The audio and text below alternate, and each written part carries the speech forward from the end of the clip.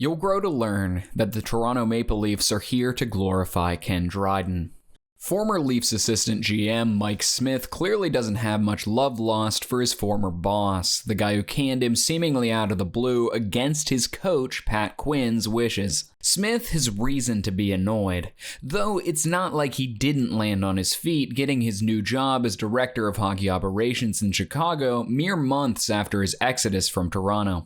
Many people saw Smith as the real brains of the operation in Toronto's front office. He was the deal maker. Dryden was more of the front-facing business guy. So when Dryden let Smith go and then proceeded to sign Jonas Höglander, who was good, don't get me wrong, and do nothing else that offseason, people were understandably incredulous about the Leafs boss's actual competence for the job. Dryden isn't dumb, but there is a perception, as Smith pointed out, that his ego will get in the way of doing what's right for the team. Dryden ran it back with Smith's team in 2000. Now, in the summer following that season, the rubber is really hitting the road for the legendary former goaltender. Can he give his team the refresh it really needs? Or will he eat it almost immediately while Smith gloats atop his Blackhawks led by Leafs cast-off Steve Sullivan? Actually, Pat, can you just do this? Last summer in 1999, shortly after Dryden took sole power from Mike Smith, he decided that wasn't really for him and passed off the GM hat to Pat Quinn. So okay, standing pat, no pun intended, wasn't entirely Dryden's fault. Partially, sure, but not entirely. I am Sean McIndoe. I am one of the senior NHL writers at The Athletic, also known as Down Goes Brown from my blogging and Twitter days. And I've been a Leafs fan my whole life, and I'm old enough to remember back to the Ballard dark days, at least. So I've had some ups and downs. There was a weird dynamic there, going back even to before Quinn arrived, when Ken Dryden shows up as team president and is a really interesting hire, because obviously he is a guy associated with the Montreal Canadiens, and now suddenly he's stepping into this role in Toronto, and he does a GM search for a big chunk of the summer, only to basically fail to hire the people that he wanted to hire, which include, there were rumors of, maybe Bob Gainey. There were rumors about David Poile coming over. It doesn't get any of them, so essentially hires himself, and then ultimately brings on Pat Quinn, and Pat Quinn, a bit of a throwback even at the time, but certainly these days, as a guy who was a coach and GM. He could do both jobs. You don't really see that anymore. I mean, I guess we've got Barry Trotz now, who is still technically a GM, even though he made his career in coaching, but it's more of an either or thing. Quinn and Dryden were an interesting mix, not just as far as, the usual political battles, their approach, just their general personalities and mannerism. I mean, Dryden, the ultimate, I wouldn't even say soft-spoken, but a very, very smart guy. Mm-hmm. A guy I had the fortune to talk to one-on-one on a couple of occasions, versus Quinn, who was also smart, but was a much more bombastic, the cigar chomping big Irishman. I can't imagine those personalities melded all that well. Okay, well, since Dryden's ego isn't necessarily going to sink the Leafs, they're good. As long as they don't get burned by Pat Quinn's sentimentality here in his first real offseason, his first year with the bumpers down, they'll be fine.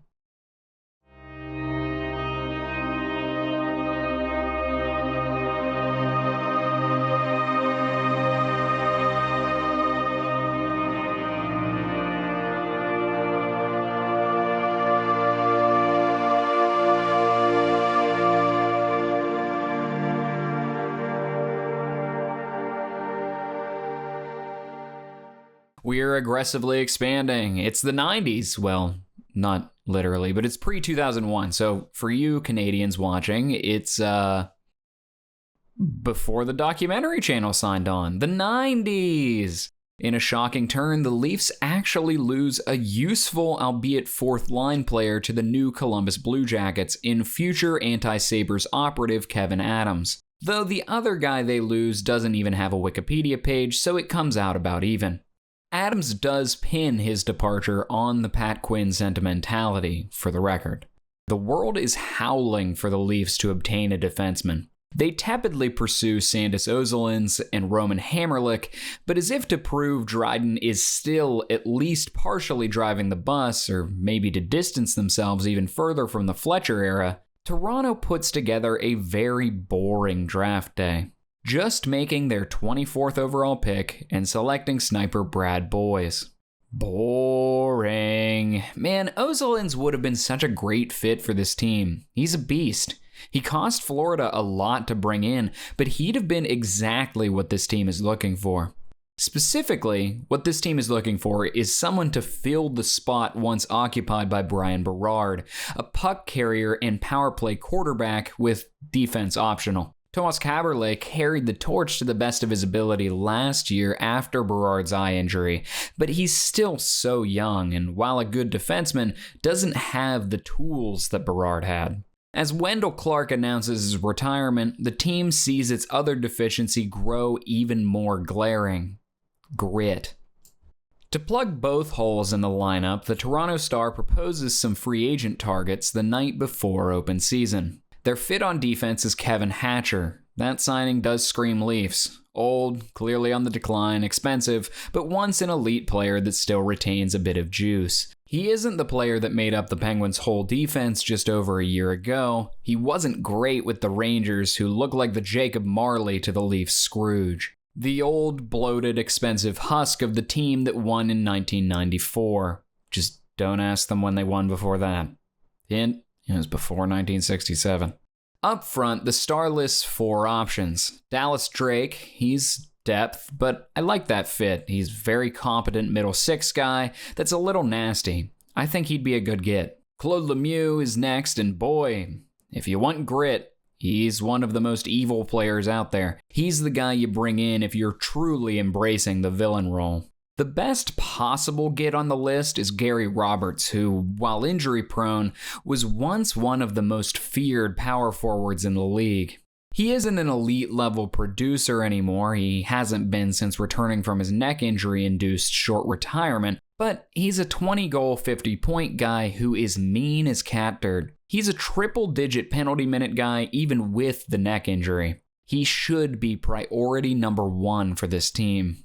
Rick Tocchet, the final guy on the list, is very similar to Roberts, just older and not quite as good. Settling for him wouldn't be terrible. Though he's coming off a great playoff, he's closer to Drake in terms of production and has a lot of hard miles on him at 36. Other guesses tossed out there include Paul Coffey, old, Shane Corson, mean, and Sylvain Cote. Didn't we just get rid of him? Alright, but let's be real. There is one person that every Leaf fan wants. A guy who has always wanted to play in Toronto.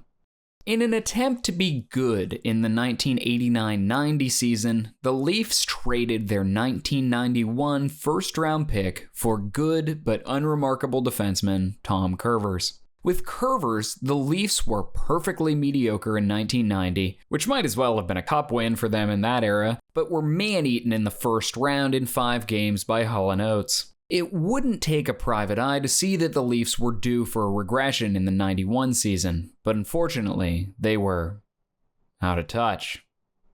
The Leafs violently sucked eggs in 1991, yet looked in their cupboard where no first-round pick could be found. All the while, the presumptive first overall pick obliterated junior hockey and was compared to Mario Lemieux. The Leafs figured out about a month into the season that they were clearly the worst team in the league. So, in a panic, they went to the league's other horrible team, one that had their own first-round pick, the Quebec Nordiques, and said, "Hey, how are you? It's Floyd. Hey man, listen, you want to suck, right? We very much do not, because then we'll look like the stupidest people alive." People are already saying we're the stupidest people alive? How could I be worse than Gord Stellick? He was only here for 3 months. I feel like you aren't even quoting anything now. You're just saying insults. I have a proposition. We'll take all your odds and ends for a couple seconds and a young guy.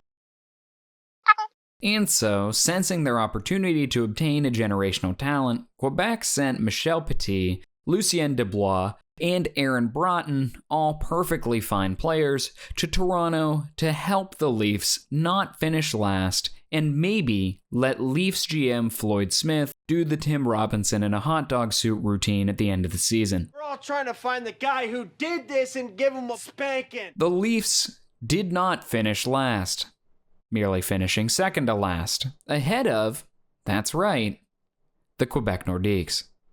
The scheme worked.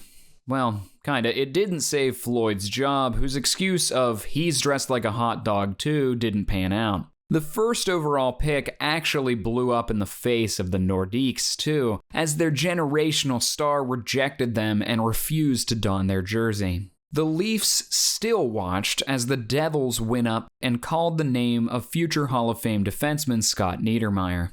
But had the Leafs not traded that pick, they could have easily finished last in the league. They wouldn't have taken on the harder-to-sell chaff from Quebec and could have truly dumpstered. The generational talent wouldn't have spurned the Leafs like he did the Nordiques. He was born in London, Ontario. He wanted to be a Leaf. He wanted to be a superstar in the biggest market possible. If they hadn't traded their pick for Tom Curvers in 1989, the Leafs could have had Eric Lindros. Now, the Curvers trade clearly changes a lot for the Leafs, and I'm not here to relitigate that, but back now, in the summer of 2000, the Leafs have a chance to bring Eric home. Well, eventually. Lindros is only a couple months removed from having his head forcibly separated from his body by Scott Stevens. He's very unlikely to play in 2000-2001, and Damien Cox of The Star points out that even if he does, the hyper-attentive market that Toronto isn't the best fit for the frequently criticized Lindros. Cox points to New York, where the stardom is present, while the media, other than the charmingly abrasive Larry Brooks, is far more passive when it comes to hockey. In New York, even as a megastar on the Rangers, you aren't even close to the biggest game in town. You're behind a half dozen Yankees, Giants, and Jets, a couple Knicks, a Met or two, and it's 2000, so all 6 Friends, and at least 3/4 of Seinfeld. When was the Kramer thing? 2006, so all 4 Seinfelds. You know, in hindsight, knowing how Eric Lindros' career went for the next several years, it's easy to kind of gloss over that part of NHL history and Leafs history. But Eric Lindros was a guy, he was in his prime, had won an MVP, was absolutely in the conversation for best player in the league. He had the injuries, he had the concussions, which was a topic we knew some things about back then, but not as much as we do now. So there was a lot of disagreement as far as, you know, what did this mean for his future and his recovery and what have you. But I mean, look, there is this long-standing joke among hockey fans that, oh, anyone from the Toronto area must want to play for the Maple Leafs, right? I mean, that's what every Leaf fan thinks, is that you know, Connor McDavid. Oh, Connor McDavid's going to be a Leaf someday because he grew up relatively close to Toronto, and therefore it's his lifelong dream to play for the Leafs. And it's kind of a dig at Leaf fans, and some of it's deserved. The problem with the whole punchline is it's kind of been true in a lot of cases. Wayne Gretzky really did want to play for the Leafs, and in fact would have in the mid-90s if the Leafs hadn't screwed it up and gotten cheap about it. And there have been other guys, and Lindros is one of them. He very much wanted to go to Toronto. They were interested. Certainly, you would think on the surface that he would fit the mold of a Pat Quinn type player. I mean, there was no more physically intimidating guy in the league other than probably Scott Stevens at the time. So, yeah, I mean, you figure it made a lot of sense. Okay, so no real trades coming prior to free agency. But the Leafs, as we've established, are always willing to throw around some money. And with their free agent signings, the Leafs send a clear message. On July 4th, the Leafs add Gary Roberts and Shane Corson. Both get 3 years, Roberts at $2.5 million per and Corson at $2.25 million per. Now, is that a huge overpay for Corson, who had 28 points last year? Yes, but these guys make the team better. More importantly, they make the team much nastier. Roberts and Corson step into the lineup spots vacated by the retiring Clark and bought-out Chris King, bringing much more offensive firepower and an ability to play double-digit minutes per night. Corson can also temporarily fill the hole the Leafs have down the middle, with Nick Antropov and Yannick Perreault both having blown-out knees. It doesn't really solve the problems the team has on defense, but one thing at a time here. Roberts and Corson are building the team's new identity. In August, the Leafs do add a piece on the back end, though he isn't a solution to their power play quarterback needs either. Dave Manson is another bruising veteran, a true defensive bottom pair guy who can club just about anyone. September rolls by with no real solution on the blue line, all while Alexander Karpovtsev sits unsigned. Well, maybe these two problems can solve each other. Karpovtsev is sent to Chicago alongside a fourth in exchange for Brian McCabe. McCabe is a questionable defender with a lot of offensive ability. He's, on the surface, Brian Berard again. He doesn't have quite the dazzling skill set that Berard had, but he's much bigger and much nastier. McCabe, despite some people's apprehension, is a great fit for this team. He makes them meaner and better at scoring. So what if he's, at best, tolerable defensively? The new addition and Caberlet will share power play responsibilities. Danny Markov and Dmitry Yushkevich will continue in their shutdown role, while Dave Manson and will fill in the gaps. The number 6 will probably alternate between the slightly too gentle giant Corey Cross and the 20-year-old upstart Peter Svoboda. I mean, it's not ideal. I'd rather have Berard and Karpovtsev than McCabe and Manson, but we do what we can. This team is probably better than last year. Good enough to be a real competitor, or at least they should be. Following Wendell Clark's ceremonial puck drop, the Leafs, thanks to a Curtis Joseph shutout, handled the rival Canadiens. The focal point of the matchup is game-winning goal scorer Jonas Höglund, who somehow clung to his spot on the top line alongside Matt Sundin, fending off Gary Roberts, at least for now. The next two games see a huge emergence from Svoboda on the power play. I guess he was the solution after all. October as a whole, though, is fairly blasé for the Leafs, and not just because Svoboda mania has cooled off. They finished the month 6-5, with 2 of their losses coming against their little brothers in Ottawa, who look like an absolute machine thanks to the re-emergence of goalie Patrick Lalime and the involuntary but dazzling play of Alexei Yashin. That team was good last season without a goalie or superstar center. Now they're a buzzsaw. Hopefully the Leafs can avoid them. In November, the Leafs find their stride. After a slow start, Gary Roberts, having made the jump up to the top line, looks like a star beside Matt's.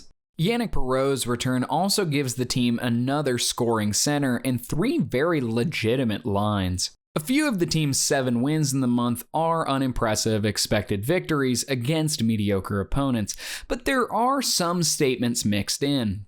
5-3 against the Devils, the team that all the offseason moves were made to beat, 6-1 over the Canadiens, boy they stink, and a 7-1 win over the Bruins, which sends Mike Keenan ranting and raving, threatening to report the Leafs to the league for going after Joe Holbig following the Bruins' hit on Gary Volk. Mind you, Keenan sent Ken Belanger to sucker punch Gary Roberts, so he doesn't exactly have the moral high ground here. Ty Domi to the National Post said it best. "Tell him to worry about more than calling the NHL," said Domi, who is once again a member of a very effective fourth line. "Tell him to worry about his personality. I don't have anything against Mike Keenan, but that's typical." Yeah, I mean, I don't have anything against the guy. I just think he's an annoying, unlikable prick. There are some red flags here, though. For a team that finished 4th in goals last season and 1st in goals the year before that, the Leafs, outside of a couple romps, really aren't scoring much. Does it help that 2 of the team's most potent scorers in Berezin and Perreault will finish the season 7th and 11th amongst the team's forwards in average time on ice? I, personally, do not think so. Steve Thomas is out longer term due to knee surgery. And guys, we gotta pump the brakes on Shane Corson. He doesn't suck, but we have to be realistic. He's like a 10-goal, 30-point guy. By the middle of the month, only Berezin and 3 of the defensive defensemen are on pace to surpass their point totals from last season. The defensive play is much better. Okay, sure. Corson is valuable there. That's understandable. And Curtis Joseph is still good. Not that that's surprising to anyone. On November 28th, Eric Lindros calls a press conference in Toronto declaring he really wants to play for the Leafs. He's not going back to Philly, and there seems to be a tentative contract agreement in place should Lindros get moved to Toronto. But both Pat Quinn and Philly GM Bobby Clarke are lukewarm on the move. Clarke wants fair value, and Quinn doesn't want to cough up the price. Moving into December, the Leafs pick up their feet in terms of scoring, clobbering the Hospice Rangers, shutting out the Red Wings, and brushing aside the Penguins in both halves of a back-to-back, despite Pittsburgh hosting its best team in years. Toronto even feels comfortable enough to discard Dmitry Kristich to the Capitals, a guy who never got his feet under him with the Leafs, falling short of even the most conservative expectations. Quinn manages to recoup a third for the former star, which isn't bad, considering Toronto only spent a second to obtain him in the first place. And then the Leafs crap their pants. 4 straight losses to bad teams set off by the horrible Islanders. This should have been where the Leafs really separated themselves as one of the top teams in the admittedly very meh Eastern Conference. Instead, they stunk. They're an old team thanks to their various free agent dalliances. Maybe they just need a little break around the holiday season. They beat Montreal. Boy, they're awful going into the holiday break. The reset doesn't immediately work as the team falls to the pitiful Thrashers, but okay, they have a matchup against the Penguins. They're a good team that the Leafs owned earlier in the month. This is the perfect game for the team to get back on track, come out with a big road win against Yager and company. As long as there's nothing going on with the Penguins that gives them a boost or anything. The pregame's taking a long time. What's going on out there? Why are they lowering that jersey from the... Oh my word. After a 3-year retirement, Mario Lemieux has returned for the Penguins at the absolute worst time for the Leafs. I mean, come on, he's 35. He hasn't played in literal years. His own kid didn't even know he played hockey. This might give the Penguins a morale boost, but come on, what's Mario going to do? Come back and pick up right where he left off? You behind the net, turns, looks, put it in front, scrambling play. The Penguins think they have a goal. The Penguins pulverize the floundering Leafs 5-0. Mario has a goal and 2 assists. Okay, add the Penguins to the list of teams we want to avoid alongside the Devils and Senators. Despite winning twice to close out 2000 and stabilize a little, the Leafs move on to an extremely mediocre run to start the new year. They aren't awful, but they lean into dead puck hockey in January and February. They boast a positive goal differential in those 2 months, but they barely average over 2.5 goals per game. Blech. I hate this style of hockey. This team was on the bleeding edge, fast, firepower, bailed out by their goalie. It set them apart. I agree that they needed more snarl, but they may have gone overboard. They do make up for the lack of scoring entertainment value with some punching. I mean, that is something. Against Buffalo on January 20th, Toronto's other little brother, albeit one that handed them their most heart-wrenching loss in recent history, something goes down. I say that because the details aren't entirely clear. The Leafs, as they are now built to do, get under the Sabres' skin. Toronto's Gary Volk runs Hasek. As a result, Rhett Warrener beats him up. All well and good. Then Rob Ray says something to Shane Corson, and it's gotta be something vile. We don't know what it was. Nobody has repeated it as far as I can tell, but not good. Pat Quinn to the Globe and Mail. I've been told it's not something you would repeat in public, Quinn said. It was so low that if I had been out there, I'd probably have hit him over the head with my stick. Whatever it was, it made Darcy Tucker go absolutely ballistic, which, granted, doesn't take a lot, but still. The Globe and Mail describes the whole incident as a, quote, slur. And I don't know if they mean that literally, or if it was a slur against Corson's reputation. I'm pretty sure it's the latter. Overall, though, the late winter months are very meh for the Leafs. The Lindros saga roars throughout February. Clark keeps asking for $1. Quinn keeps offering 3/4. Those 3/4 specifically being Nick Antropov, Danny Markov, and a pick. I think Quinn is right to set this price ceiling. We're talking about a guy who, while a superstar, is one bad hit away from retirement. You can't gamble your whole future on that. Who wanted Lindros to be a Leaf the most? We're talking the fans, or Lindros himself, or Floyd Smith? Because it really doesn't seem like it was Pat Quinn. It was interesting. I think Lindros himself probably finishes first, and Leaf fans a close second. Pat Quinn a distant third, and then Bobby Clark pretty much dead last. Because I think once Bobby Clark figured out that that's where Lindros really had his heart set on going, he kind of said, "Screw you, we're not doing this." They had a deal by the 2001 deadline. They had a deal done, according to the Maple Leafs. Pat Quinn felt like he had made a trade with Bobby Clark for Eric Lindros. He had run it by the bosses, and basically his telling of the story is he called Bobby Clark in the morning to just finalize everything so they could send it off to the league and make the announcement. And Bobby Clark told him he had changed his mind. And it came down to a dispute over players, and there were names like Nick Antropov was involved, and was Thomas Caberlet going to be included, or was that untouchable, and on down the line. And the deal ends up falling apart very publicly and in a very nasty way, as Bobby Clark and Pat Quinn, two guys who played in the league and were no strangers to the rough stuff. They basically carried that over, and we had this great media war. Boy, you talk about Brian Burke looking to build a barn to fight Kevin Lowe. I don't know where Pat Quinn and Bobby Clark would have thrown down, but it seemed like that was pretty close. And it was fun as a fan, because you know what? It's always great when your team's right in the middle of big things. No fan likes to watch their team sit on the sidelines, and Pat Quinn didn't sit on the sidelines. The trade blows up officially on February 21st, and the Leafs announce its time of death. Okay, so defenseman? How about one of those? While McCabe and Caberlet have filled the power play quarterback role reasonably well, and Yuskevich is still an underrated minute muncher, the unit still doesn't have a true number one. Markov and Manson are solid depth pieces, but the team has not been able to lock in a solid six, especially with Corey Cross missing big chunks of the year with injury. Peter Svoboda washed out after his hot start. Waiver claim Wade Belak is a brick wall that can fight people, but he can't really play meaningful minutes, and everyone is still trying to figure out if Nathan Dempsey should be playing forward. So they need someone. Sandis Ozelins, anyone. Another list from the Star. Really? Sylvain Lefebvre again? He's a healthy scratch on the Rangers, dude. Phil Housley would be fun. He can still produce. Patrice Brisebois is a sound two-way fit. Same with Robert Svala. The Leafs don't get any of them. They get Aki Berg. Aki Berg isn't bad, and the Leafs got him cheap-ish.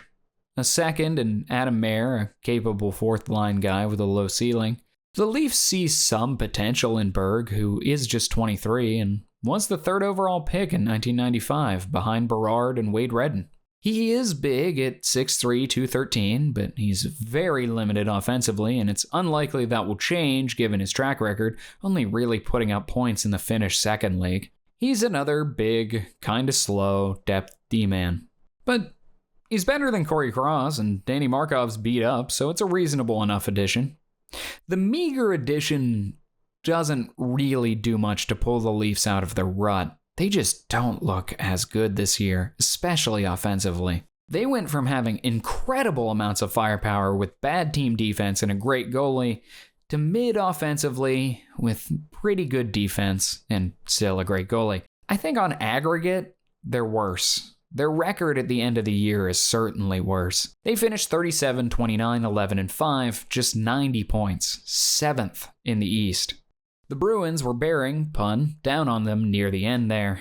The Leafs got in, but it was way too close. Just too many guys hitting a wall. Steve Smith and Igor Korolev suddenly aged over the offseason. Nick Antropov took a step back, and it doesn't look like Alan McCauley is ever going to be the same player after his concussions. And young reinforcements like Jeff Farkas and Alexei Ponikarovsky are not ready to contribute at this level. Maybe they never will be. Whatever the problem, Matt Sundin had his worst season as a Leaf.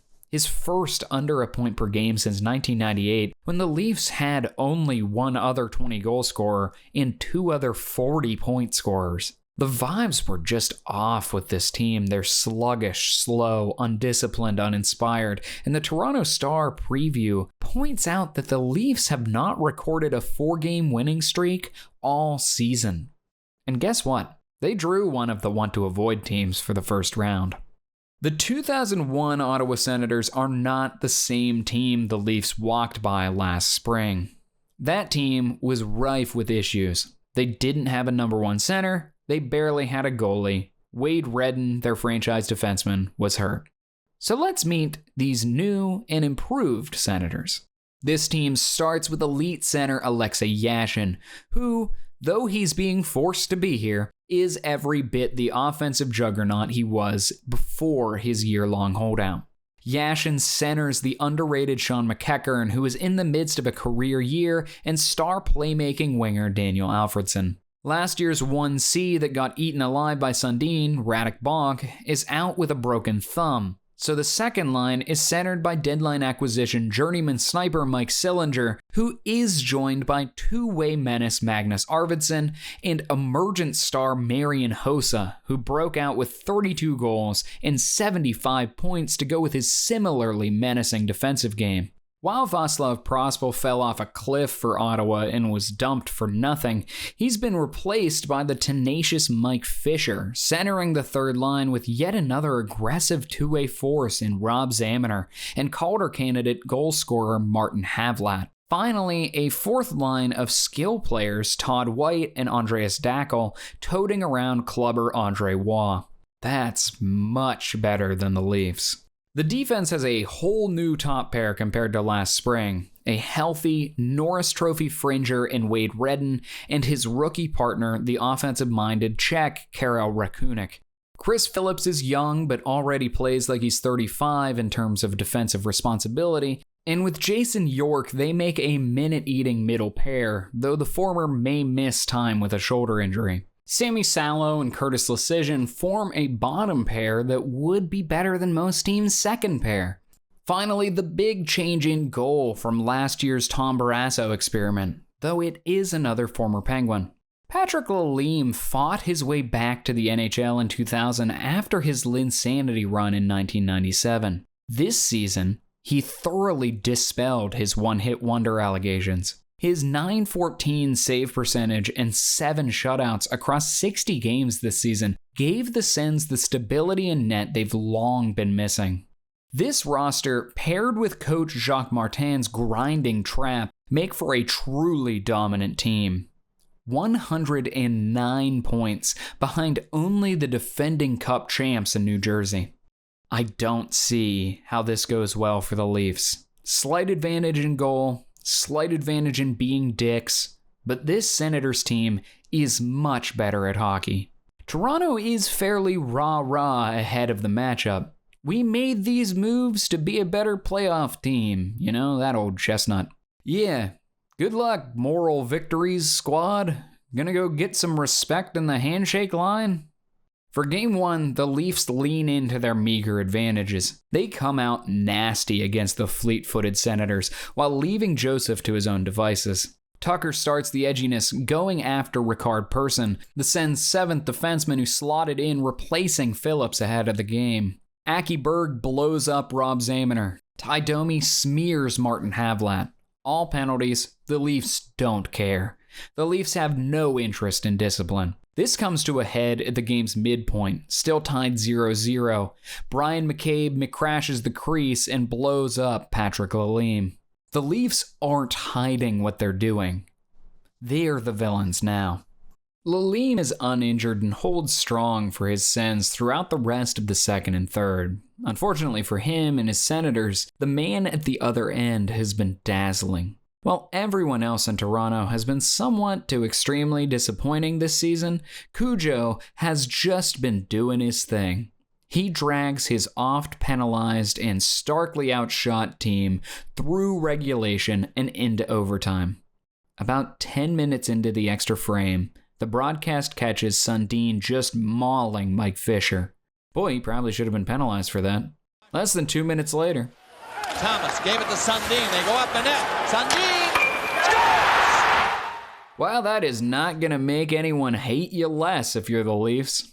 Toronto has stolen Game 1 from the young, skilled, exciting Senators by brutalizing them. To the rest of the league, the Leafs now represent everything wrong with the NHL in 2001. Cheap, grinding, and overpriced, not like it matters thanks to the lack of a salary cap. And it does also take ignoring the fact that the Senators employ one of the league's most annoying traps. The bullet from Sundin comes courtesy of a new fancy piece of technology. A composite stick from Easton. Not even his own, but a used and blacked out one from Yuskevich, as Easton only gives out its trailblazing product to its exclusive players. I think the good folks at Easton might be onto something. But it's just one game. The Sens should now have learned to not stoop down and play in the muck with the Leafs. They need to stick to their high-tempo, counter-attacking game. They'll be okay. The Sens just have to set the Bears and scored. Just over 2 minutes into the game, the Leafs continue to stun the Sens. It's a less sound game from Lalim as a whole. In fact, the three biggest upgrades for the Sens compared to these two teams' last series are no-shows in Game 2. 2 more goals by Gary Roberts and another shutout from Joseph cement a 2-0 Leafs advantage in the series. Alexei Yashin, as every Senator, remains without a point. He's been chased around by Shane Corson, who has clamped him completely. I've pointed to Corson's offensive deficiencies, but he's a demon when it comes to matchups, and with Yuskevich and Markov behind him, it's a tough trio to pierce. We mentioned a mediocre game from Lalim, and Wade Redden logged 30 minutes, which happened to include all 3 Leafs goals. So, here's the thing with Redden. He's electric offensively. He's not so good defensively, especially not against Haas-type forwards like Sundin or Roberts. He's just not really a crusher. Game 1 felt fluky. Game 2 very much did not. Suddenly, the Leafs, who embodied mediocrity for much of the season, have confidence. Almost arrogance. Yuskevich can feel it. From the Star. The greatest thing about the playoffs is that no one cares about their own statistics, their own ice time, their points, or their goals. Everybody understands that on the Stanley Cup, there won't be room to inscribe how many goals you scored in the playoffs. Said Toronto defenseman Dmitry Yuskevich, again emerging as an important leader on the club. Maybe you won't score any goals, maybe you won't have any assists, but you do your job. You sacrifice yourself for your teammates, and finally, your name will be on the Stanley Cup, and no one will remember how many goals or assists you got. With no answer for Sundin, the Sens activate Radek Bonk, whose hand is still in a cast. He's a good player, but he couldn't stop Sundin healthy. Not sure what will change here. A Rob Zamener goalie interference penalty puts the Leafs a man up early in their first home game of the playoffs. A shot pass from McCabe off Sundin and behind Lalim. Early in the second, Wade Redden, who, I should mention, is in his first playoff series, tries to get something going for Ottawa. Shortly thereafter, Nick Antropov blisters one into the Sens net. 2-0. The clock winds down in the third as chants of Cujo rain down on Toronto's flawless netminder. It takes a marvelous play from Hossa slipping past a prone Yuskevich to break Joseph's seemingly endless shutout streak with just over 3 minutes left in the game. Cool goal there, Senators. Try making it plural sometime. With just over 30 seconds left, Daniel Alfredsson lets loose a mirrored version of the shot that earned Antropov a goal in the second. This one also finds its mark. There it is. There's what we were all expecting. This is the meltdown where the feeble Leafs move aside, and let their betters pass. Corey Cross scores. Shot blocked. Rebound. Score. Corey Cross is not a guy who scores. He could have easily been the odd man out once the team brought in fellow hulking lefty Aki Berg on the blue line, but Cross supplanted big free agent Dave Manson. Quinn could have stuck with his guy, his signing in Manson, but he didn't let pride get in the way. So the Leafs are up 3-0. But for Game 4, Chris Phillips is back, say the Sens as a single tear rolls down their cheek. Shockingly, it's Phillips who opens the scoring in what could be the series' deciding game just over 2 minutes in. Perreault answers. The guy moving. Will he shoot? No, the pass. Shot. Perreault is a bit of a leftover from this team's old identity. A small, skilled guy, but he's absolutely a straw that stirs the drink for the Leafs, particularly on special teams. A snipe on the power play to tie it 3 minutes after Phillips' goal, then another late in the period on a pass from Berezin. The Leafs cruise. The Sens are completely demoralized. Even with the score effect, they fail to outshoot the Leafs for the first time in the series. Thanks to a second period goal from McCabe, the game ends 3-1. After sweeping the Leafs in the regular season, the Senators have been swept by the Leafs in the playoffs. An utterly unacceptable effort from the Senators, but the team that was built for the playoffs showed up and played exactly how they were supposed to.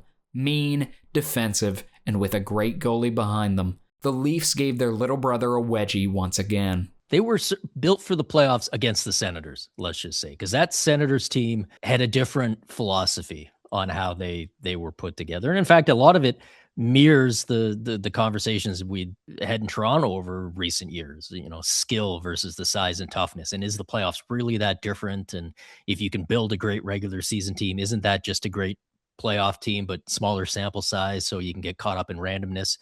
And that was a conversation back then too, although the league was very different back then. So it's possible that the answer today and the answer 25 years ago were different. That Senators team was not a physical team. They were very skilled, but they were not physical. And that Leafs team, they had some decent skill. But that, as you said, that was a team that, Pat Quinn had done snot and truculence before those became the buzzwords of future Toronto GMs. The Leafs and the Senators had met the year before in the playoffs for the first time, and Toronto had won that series.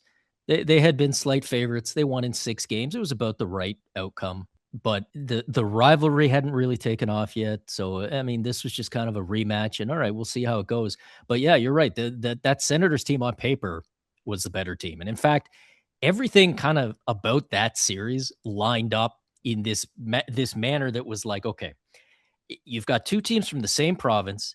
For the first few years that the Senators are in the league, remember, the Leafs are in the Western Conference, so they're not even playing Ottawa all that often. So there's no rivalry there. And then they finally meet in the playoffs, and Toronto wins the first matchup. And okay, maybe we're starting to build something here. And now they're meeting again, and the Senators are clearly the better team this time. So here we go. This is Ottawa's going to win the series. Little brother will get one over on big brother. They'll be tied 1-1, and off we go, and we're going to have a great rivalry that both fan bases will get into. And in fact, Ottawa got. I lived in Ottawa at the time, so I'm saying this firsthand. They got a little out over their skis, got a little bit confident. There was the whole issue with the mayor of Ottawa talking about how Hockey Night in Canada was so biased about the Leafs, and he went after Bob Cole and Harry Neal and all of that.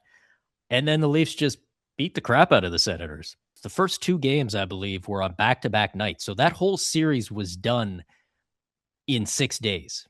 The entire playoff series it happened in between episodes of Survivor.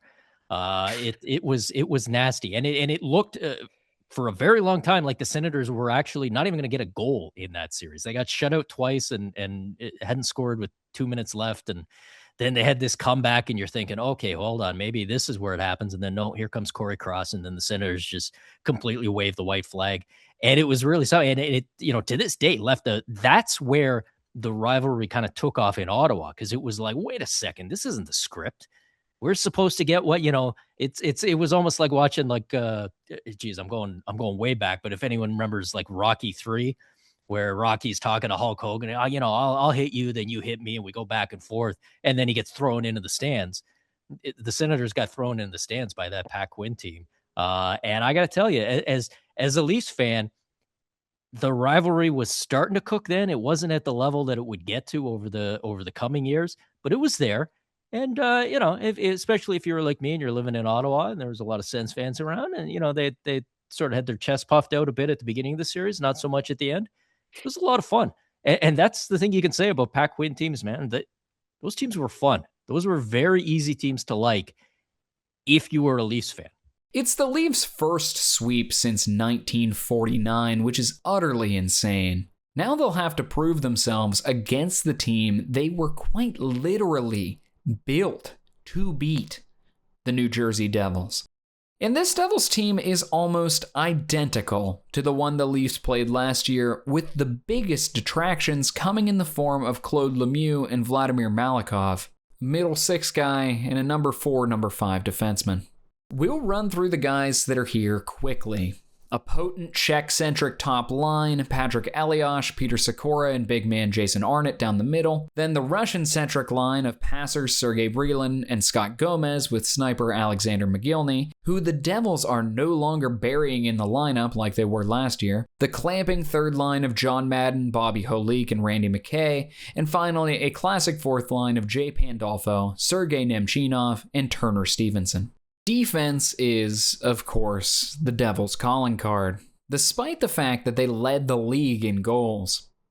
Scott Stevens, the clubber the Leafs will attempt clubbing, underrated Brian Rafalski, two-way rock Scott Niedermayer, Devils icon Ken Daneyko, and the heavy third pair of Colin White and Sean O'Donnell. And yes, Martin Brodeur, who is having a somewhat down year and only going to finish third in Vezina voting. While the Leafs may have inspired some confidence after their round 1 victory, I wouldn't exactly say they're the favorites here. In Game 1, in case you thought the Cujo show was over, he reminds you it's very much still going. Cujo doesn't budge against the Devils as the emerging Nick Antropov opens the scoring seconds after a power play, and Steve Thomas nets a second goal, this one officially on the man advantage, to give the Leafs a permanent 2-0 advantage. The Leafs aren't rolled over. Tucker, Corson, Roberts, and Domi stand up to the Devils. All right, okay, I'll say it. You were right, Pat. You may have made the team worse, but you made them better for when it matters the most. Move over, Devils. There are new bullies in town. A huge goal by Danny Markov continues the Leafs' stretch of domination. As the first period ends 1-0, it feels like the Leafs have it. In the second, the Devils live. McGillney with a one-timer, got plenty of that to save. Out to the line of score! It's a slaughter. Gomez, Rafalski, Mogilny, Madden, the dam is broken. But these Leafs are different. A shorthanded goal from Sundin gives Toronto life seconds into the third, but the Devils don't waste a man advantage, lengthening their lead back to 3 moments later. Thomas and Sundin decide to put on a show. First, Sundin walks Colin White to set up Stumpy. Then Stumpy jumps on a misplay by Niedermayer and returns the favor. But despite the heroics, the Leafs still see themselves behind in the game's final minute. Stumpy. Roberts, Barrison, bouncing puck. It is knocked down, a chance, score! Steve Thomas, he's tied the game! This is unbelievable. Despite it being against both teams' typical modi operandi, the game is headed to overtime, tied at an astronomical 5-5. But this Leafs surge won't be remembered because of Randy McKay. Late man coming, gets Holik to the back, it's into the front, Randy McKay! A particularly heartbreaking way to lose your first game of the playoffs, but it does show the resilience the Leafs have when they're not steamrolling people. This team has something, even when they lose. Despite giving up an early goal, Joseph is back to his old tricks. The finally healthy Gary Falk ties it back up in the second, while again Stumpy gives the Leafs a 2-1 lead. The Devils, like the Leafs in Game 2, tie it up in the third, just with much less dramatic flair. Once again, we traipse into overtime. Once again, the Devils are the victors, this time thanks to Brian Rafalski. This series is a brawl. The Leafs may be up to the challenge, but they need to punch back in Game 4 if they want a chance. They do just that.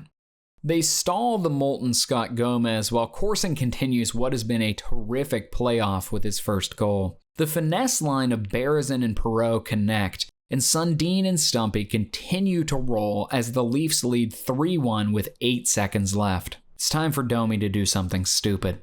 Ty attempts to decapitate Niedermayer with his elbow nowhere near the play.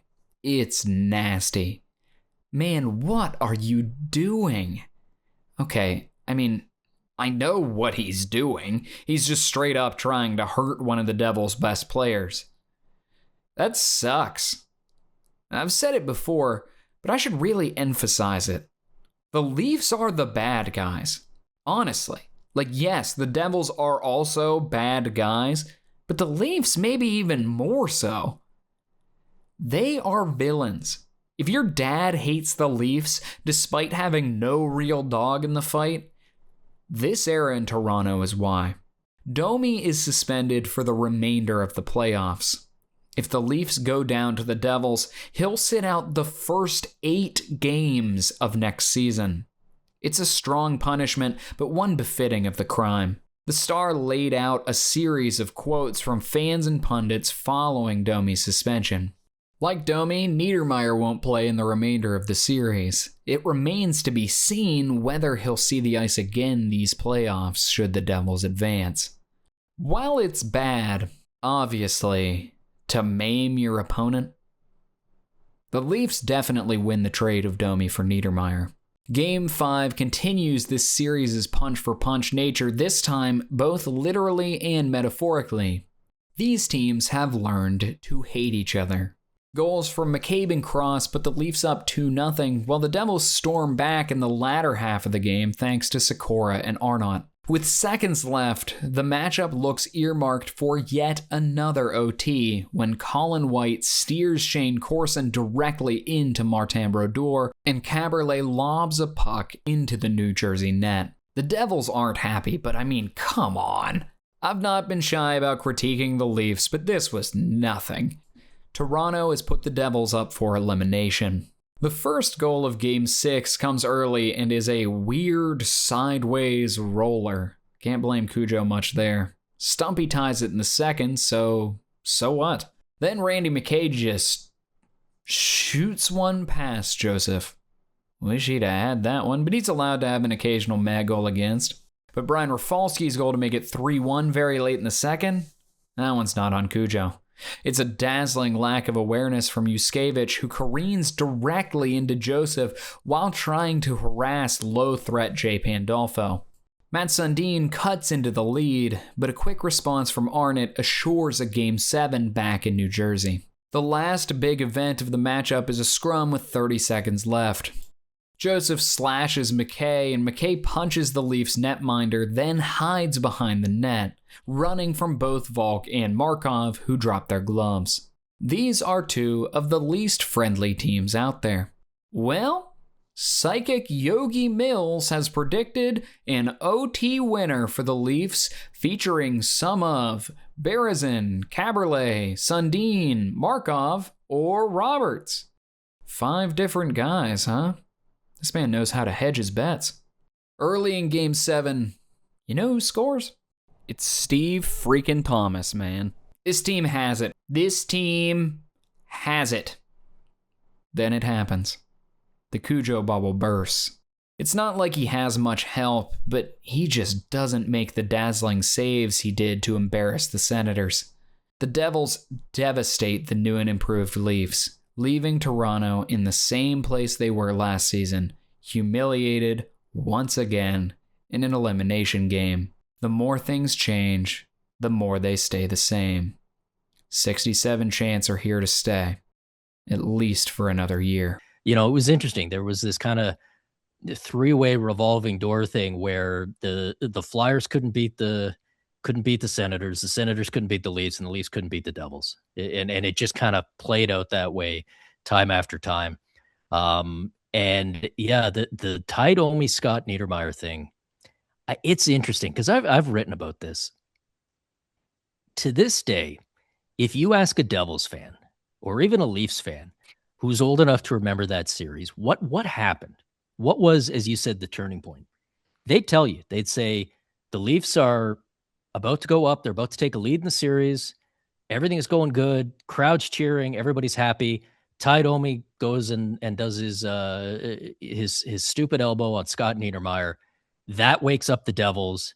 That shuts down the Leafs, and the Devils go on and just roll them the rest of the series. Problem with that is that's not what happened. The Leafs won the next game in that series. They went into New Jersey with all of this talk about revenge and they got to get this and that, and they won a game on the road. Then they lost the rest. They lost the next two to lose the series. But it's sort of a revisionist history to talk about. That was the turning point of the series. If it was a turning point, it was a delayed one. It was a stupid cheap shot, and Domi obviously shouldn't have done it. And look, Ty Domi had been playing good hockey. Ty Domi, by that point in his career, not so much when he first came in the league, but by that point in his career, he'd evolved into a real player. And so, just him getting himself suspended kind of hurt that Leafs team because he was such a big part of that kind of villainous, screw you, we're going to come into your build. You don't scare us. Let your fat fan fall in the penalty box. We don't care. We'll rumble with him too. So that's it then. And in Game 7, we see one of the great faults of Pat Quinn fully come to light. Favoritism. Quinn likes his guys. He'll sometimes eat crow like he did with Manson, but that's extremely rare. Despite the Leafs desperately chasing the game, two of their 20-goal guys, Yannick Perreault and Jonas Höglund, saw single-digit ice time totals. Poor Alan McCauley was subbed 2 minutes. I do not understand the way this team treats Yannick Perreault. Jonas Höglund? Sure. He was ice cold in the playoffs. But Perreault is a guy that you need if you're Toronto. In a 5-1 loss, the Leafs' top 4 forwards in ice time? Sergei Berezin? Okay, sure. Shane Corson, Darcy Tucker, and Gary Volk. Yeah, that'll lead the comeback. I like Corson. He brings something to this team, but the utter fetish that Quinn has for the man is ridiculous. Gary Volk is just a guy, but Quinn loves him too. Quinn picks his guys, and since he's GM, he has unlimited control over who he brings in and who he lets go. And as the Leafs pack their golf bags, Quinn starts plotting. Last year, he started implementing his plan, but there were too many leftovers for the grand design to truly come to fruition. Next year will be the year we finally see the vision. So what's the plan? Well, the media is still doing the Lindros thing, even as it looks less and less likely. Quinn's actual first move of the offseason is a gamble, but it could be a good one. He sends out Danny Markov, who is still only 24, to Phoenix for centers Robert Reichel and Travis Green, along with AHLer Craig Mills. So long, pending free agent Yannick Perreault, no one will ever appreciate you as much as me. Robert Reichel is a clear second-line center coming off a 26-goal, 69-point campaign in his last NHL season. Notice how I phrased that. Reichel, after falling out with the Yotes, headed back to Czechia for 2 years, last playing in the NHL in 1999. Yeah, he was good then, and he's only going into his age 30 season. But it is certainly a dice roll. But you got him cheap for what he could be. He should solidify things behind Sundin and give Quinn a secondary scoring center he's actually willing to play. Travis Green was once a point-per-game player, thanks almost entirely to his perpetually underrated linemate Zygmunt Palffy. Green is not a point-per-game guy. He's more like a 40-point guy, which is still not bad. He's a competent defender and has a bit of snarl. He'll fit in well on the 3rd/2nd line with Corson. Giving up Markov is a risk. He's significantly better than Manson or Cross, but Quinn has fallen in love with Aki Berg on the left side, so it was getting a little crowded. Quinn isn't done dealing with the Coyotes. The day before the draft, Quinn gives up one of the team's more dynamic offensive forces in Sergei Berezin for Michael Renberg. Man, I thought Renberg was the previous administration's obsession. Michael Renberg is big and skilled, but he's not especially tough if you're going for that. He, like Reichel, spent last season abroad, but his last year in the NHL wasn't nearly as impressive. Neither were the 2 years prior to that, for that matter. Renberg hasn't scored 20 goals or 40 points since 1997. His last year as a member of the Legion of Doom in Philadelphia beside Eric Lindros and John LeClaire. He managed just 10 goals across 72 games in 2000, his last NHL action. Compare that to Berezin, who has scored 20 goals in 4 of his 5 NHL seasons, including 37 goals in 1999. Yeah, Berezin is streaky, but he's better than Renberg. This is very likely a bad deal. Looking at it as positively as I can, Sundin has some stylistic similarities to Lindros, so maybe he wakes up Renberg. But I'm not sold. Finally, on draft day, Quinn sheds yet another Russian, sending the declining Igor Korolev to Chicago for a third. With their first-round pick, the Leafs select defenseman Carlo Koliakovo, who projects to be a sound, versatile two-way guy. The rest of June, the team mostly just expresses their lack of interest in superstar defenseman Rob Blake and his $10 million price tag. But they will, of course, pursue some free agents, and given that they hiked ticket prices, one would hope so. As expected, on July 1st, Perreault is told to kick rocks, while Steve Thomas goes without an offer and will eventually join the Blackhawks. You know, I said Pat Quinn likes his guys. He brings one in. A guy he coached in Vancouver. Alexander Mogilny is a Leaf. Mogilny is a genuine star. He's fresh off 43 goals, and when he's healthy and motivated, that's the level that can be expected. If this was the plan to replace Berezin from the get-go, that makes a lot of sense. As much as I like Berezin, Mogilny is just a better version of the same archetype. Anders Eriksson is added the next day, a smooth-skating Swedish defenseman who should see some time on the left side. They buy out Glenn Healy in hopes of replacing him in the backup role with Swedish Elitserien standout Michael Tellqvist. August is August. The major news is the difficulty the team is having re-signing Tomas Kaberle, but it should get done eventually. Lindros signs in New York, in case you were still on that. September. Wait, Brian Berard is coming back? I didn't think that was possible. Maybe that's the holdup with Kaberle. Wait, Berard is trying out for the Rangers? The Leafs, thinking Berard's career was over, didn't tender him a qualifying offer last summer and asked him to file his retirement paperwork. Berard didn't, so he's a free agent and can go wherever he wants. The Leafs match the Rangers' deal, but it's too late. Berard will make his comeback in New York. Toronto seems hurt by this, especially because they had been paying Berard's medical bills. But on a human level, everyone in Toronto is just happy to see him playing again.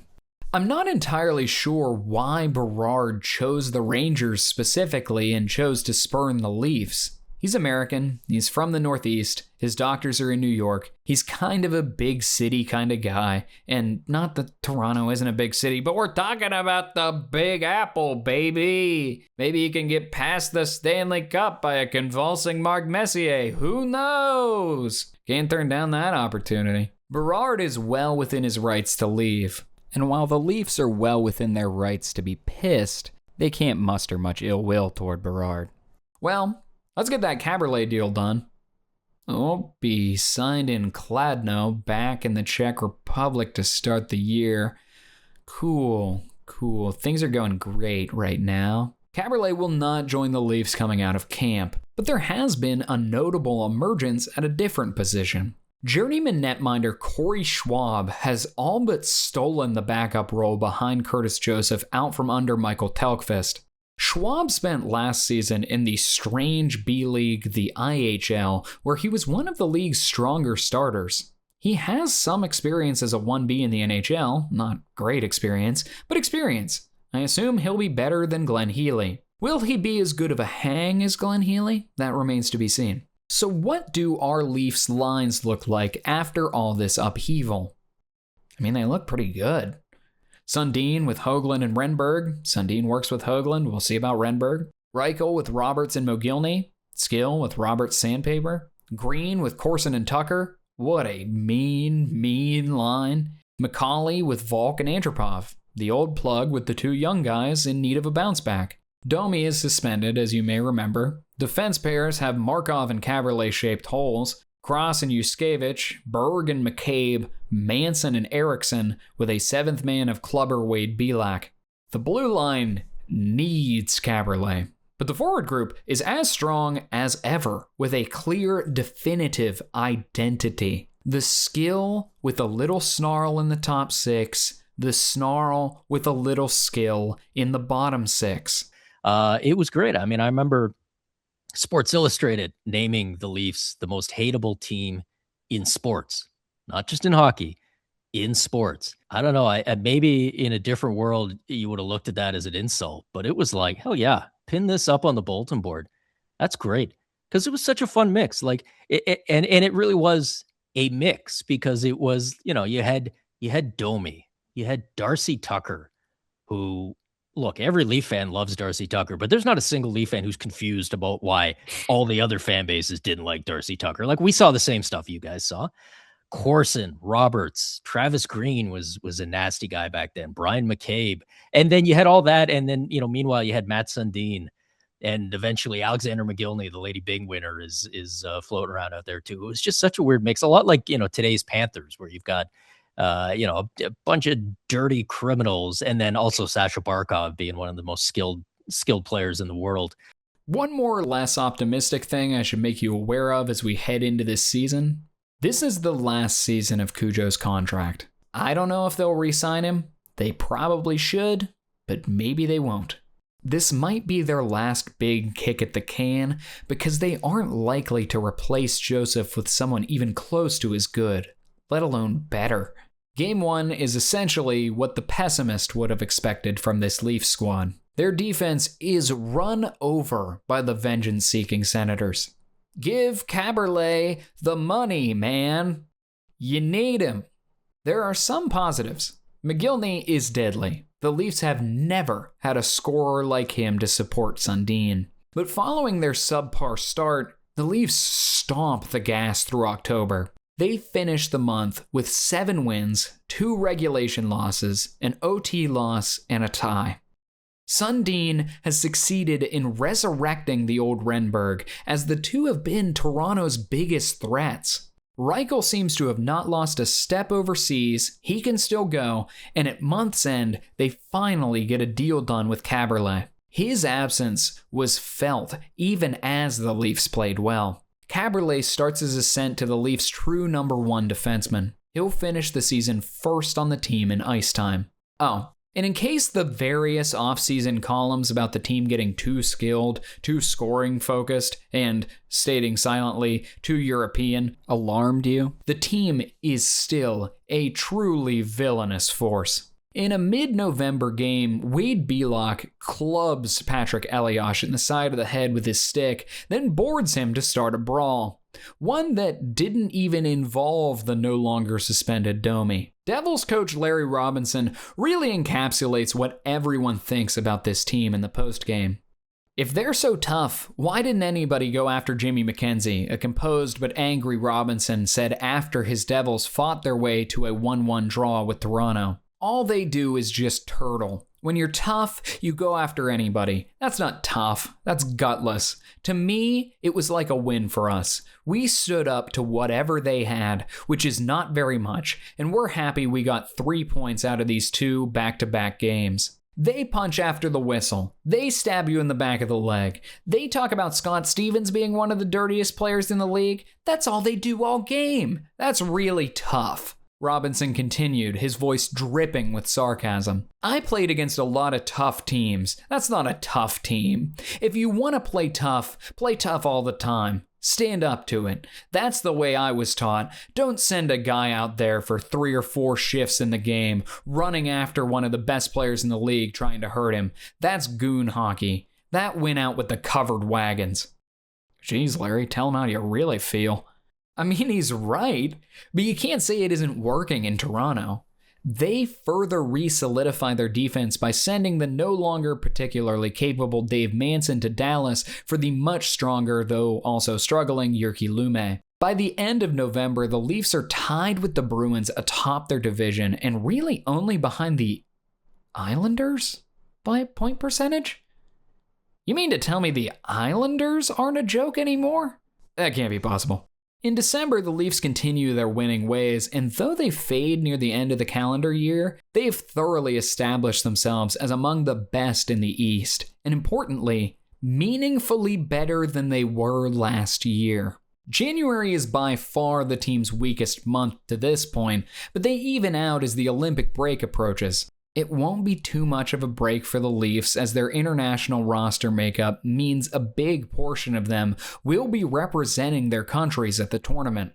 Sundin and Renberg with the Swedes, Reichel and Kaberle with the Czechs, Berg and Lumme with the Finns, and Joseph on Team Canada. If they were healthy, Yuskevich and McGillney would have represented Russia. While the break will be helpful for McGillney to heal up, Yuskevich is out for the foreseeable future with a blood clot in his leg, a huge wound to the Leafs' blue line. Cujo is the only guy who leaves happy, although he gets one start, which goes poorly in Canada's gold medal run. The Swedes are stunned by Belarus and their lone NHLer Ruslan Saleh in the quarterfinal, while Finland and Czechia fall in the same round to Canada and Russia respectively. In case you were worried about a hangover for Toronto's Olympians, the Leafs put those worries to bed in their first game back with a strong performance against the competent but unimpressive Carolina Hurricanes. Joseph stops 26 of 27 shots and late in the third, breaks his ring finger metacarpal in his left hand and will be out 6 to 8 weeks.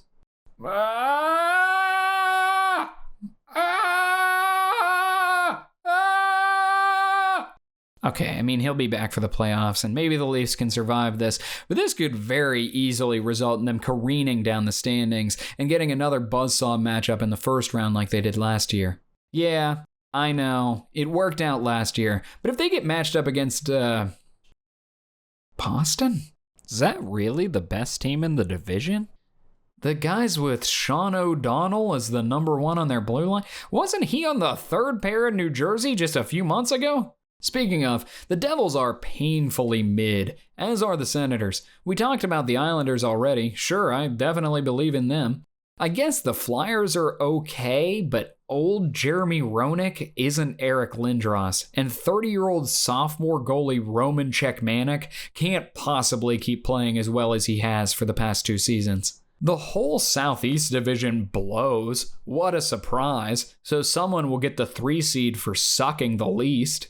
And whoever the last team is in the playoffs, be it the Habs, Hasek Sabres, Yager Sideshow Capitals, or the somehow still getting older Rangers, will likely be an easy out. The East has never been more winnable for the Leafs. So honestly, Cujo getting hurt basically doesn't matter at all. Corey Schwab, can you be a semi-competent NHL goalie? If so, we're golden. The Leafs adjust to having Schwab in net fairly quickly, playing a much more defensive game, and their new goalie holds it together. Schwab is perfectly okay, and ahead of the trade deadline, the Leafs bring in Carolina's backup. Oh, hey, Tom Barrasso. And for just a 4th? Yeah, sure, that seems like a reasonable thing to do. By mid-March, trade negotiations surrounding Toronto are heating up, mainly with the Pittsburgh Penguins. The Pens, having traded Jaromir Jagr for pennies on the dollar, and extremely beat up Mario Lemieux, and less than no money, are circling the drain, forced by both their age and financial situation to offload their stars. The Leafs want one or both of Rob Lang and Darius Kasparaitis. Rob Lang would be a spectacular fit on the 3rd line for this team. A big, strong, two-way center with plenty of offensive punch. Move Travis Green onto the fourth line? Whew, that would be absurd depth. Lang's beat up. Maybe he won't be healthy in time. Kasparaitis would absolutely fit this Leafs team's identity. He isn't huge, but he's a similar, vicious, boisterous Soviet to Danny Markov and would fill his still unoccupied space perfectly. The Leafs, even with a huge Yuskevich-shaped hole on the blue line, decide to do nothing. Are you kidding me? Now is the time you exercise restraint. After years of being gung-ho fools, when there is a clear and obvious path to at least the Cup final, you're building for the future. Yeah, dude, next year's first is really gonna help you in 5 years. Maybe help you look back and think about how good Matt Sundin used to be. The official line is, I mean, we just don't have the organizational depth. We don't have anything to trade. The 90s were not real kind to the Leafs in terms of developing our own talent. We're trying to get out of being in a buying situation all the time. We're trying to get into a Colorado situation. If you keep giving up your future, you almost always stay in the buying position, said Quinn. Dude, that's bullshit. That's just not true. You have Nick Antropov now wasting away in the minors. You have Brad Boyce and Carlo Koliakovo, who look NHL bound. You even have a youngish roster player in Alan McCauley, who could use a fresh start. Karol Pilosh and Alexei Ponikarovsky are non-first round prospects that seem either NHL ready or extremely close. You're saying you can't afford to trade any of them? Okay. Sure, I'll say that's true. You've built a good system of guys you know and like. Trade a pick. It doesn't have to be a first. Trade a second. You can get some good stuff for a second. You could get Cliff Ronning or Ray Ferraro or maybe Lyle Odeline. Something that would make this team better. Odeline even fits the team's identity. Yeah. I don't expect that you'll get Pavel Bure or Adam Oates, but do anything. Well, I guess the chemistry won't get messed up. It feels almost arrogant to not try to improve this team that, while good, isn't perfect. The Bruins have been adding. The great teams out west, the Red Wings, even the model franchise Avalanche have been adding. The Leafs are too good for that, I guess. Or Pat Quinn is overconfident in the moves he's already made. Time will tell. Toronto isn't dominant to end the season, but truthfully, they don't need to be. They're keeping up their good habits with Schwab in net, and Cujo comes back in the season's penultimate game, playing like he never left. And, of course, the season ends with a bloodbath against the Senators that the Leafs win. That's on brand. And with that, the Leafs remind us once again that the old way the playoffs were seeded was nearly as inane as the one we have in 2026. The Leafs, with 100 points, are the third best team in the league. Unfortunately, the second best team in the league, the 101-point Boston Bruins, are in the Leafs division. That knocks the Leafs down behind the division winners, the 97-point Flyers and 91-point Hurricanes.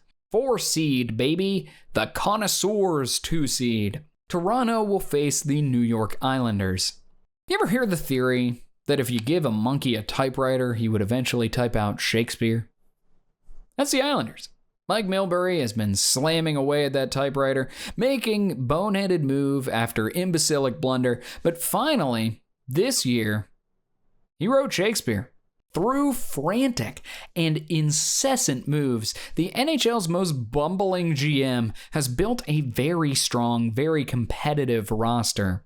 The top line was fully made by Milbury's moves just over the last 2 years. Mark Parrish is the line's longest tenured Islander, coming over from Florida prior to last season with Oleg Kvasha for Olli Jokinen and Roberto Luongo.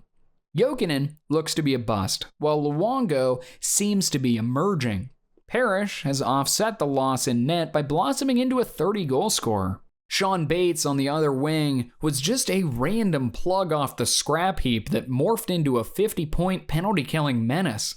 And as the 1C, hello again, Alexei Yashin. Yashin was finally granted his exit from Ottawa in exchange for the Islanders' second overall pick in last year's draft, which has become prospect Jason Spezza, depth piece Bill McCult, and a middle pair defenseman in his mid-20s that put up 9 points and was a -27 with the Isles in 2001. High price, sure, but Yashin has been as advertised. He is still a dynamic offensive force in navy blue and orange. The second line feels like it would fit Pat Quinn's roster-building style. European skill with North American grit. Long time, well, somebody's got to score the goals on this team guy, Mariusz Zurkowski, no longer has to score all the goals. Brad Isbister is a classic thumping power forward with some scoring touch, and center Mike Pekka was another of Milbury's offseason ads. This one from Buffalo, which cost him 1999 5th overall pick Tim Connolly and 1999 8th overall pick Taylor Pyatt. We've met Pekka before, but in case you don't remember, he is the best matchup centerman in the league with consistent 25 goals, 60-point scoring ability. He'll take home the Selke at year's end. Dave Scatchard on the third line is similar in size, mentality, and scoring ability to Isbister. His line mate Kip Miller is another piece of scrap heap gold with 24 points in 37 games since the Isles signed him off the AHL's Grand Rapids Griffins. And their compatriot Oleg Kvasha has decent power play 2 style scoring touch. Claude Lapointe is about as good a fourth-line center as there is in the league, and with tenacious Jason Blake and clubber Steve Webb, it's not a bad unit. The defense is top-heavy, but the talent is there with 3 legit top-pair guys. Roman Hammerlick may have never lived up to his number 1 overall draft position, but he's always been very strong offensively, and his defensive capabilities have come a long way. Former Leaf Kenny Jonsson is an evolved version of the player he was in Toronto. Strong, reliable, minute-munching, and some offensive flair. Kenny would fit on any blue line in the league. But the unit's Norris vote recipient is Adrian Aucoin. He's big, tough, and has an utterly blistering shot. The Isles also picked up the solid Darren Van Imp mid-season for a 5th. Leafs probably should have been in on that. The other 2 guys are a bit more suspect. Dick Tarnstrom has been decent, but he's a 27-year-old rookie, and Eric Cairns is huge, but he's just a puncher.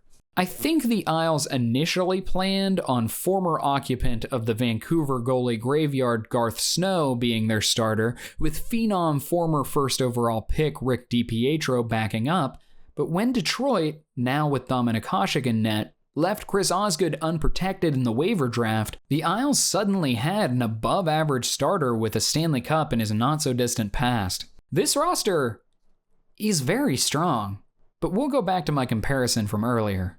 Is it Shakespeare?